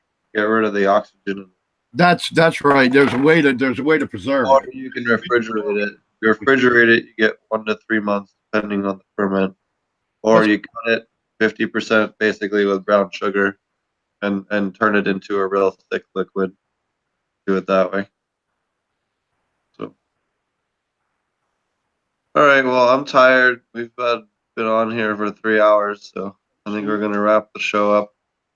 I appreciate everyone coming on the show. Shout out to Mr. Green Jeans, greenjeansgarden.com, Marty, apmeds.com. Dragonfly Earth Medicine. They're on Instagram and Facebook and dragonflyearthmedicine.com. Josh over at Dutch Blue. Well, I'll let Josh plug his thing because he's still here. Yeah, I'm at dutchbooms.net and regenerativeorganiccannabis.com. And Roger? Well, I'm at ilovegrowingmarijuana.com and I'm gonna attempt to be more discreet. And then I'm at potentponics.com, potentponics on SoundCloud, potentponics on iTunes, Weed TV. Shout out to them. Although I'm having issues with the stream to work. I just realized it tonight. Someone pointed it out. We're having issues with the stream connecting. So I thought we were connected to them. I'll have to fix that when I get back. Set that up again on my laptop. Figure out why it's not working. And then with the weed tube, we're over in there. And I forget where else. And then you can also, if you guys want to, please check out me and Marty's aquaponic online class if you're interested in that. And we will catch you guys again next week, next Thursday. I don't remember who the guest is at the moment, but we have a good one for sure. Thanks a lot. Take care, and we'll see you guys next week. Cheers. Good night.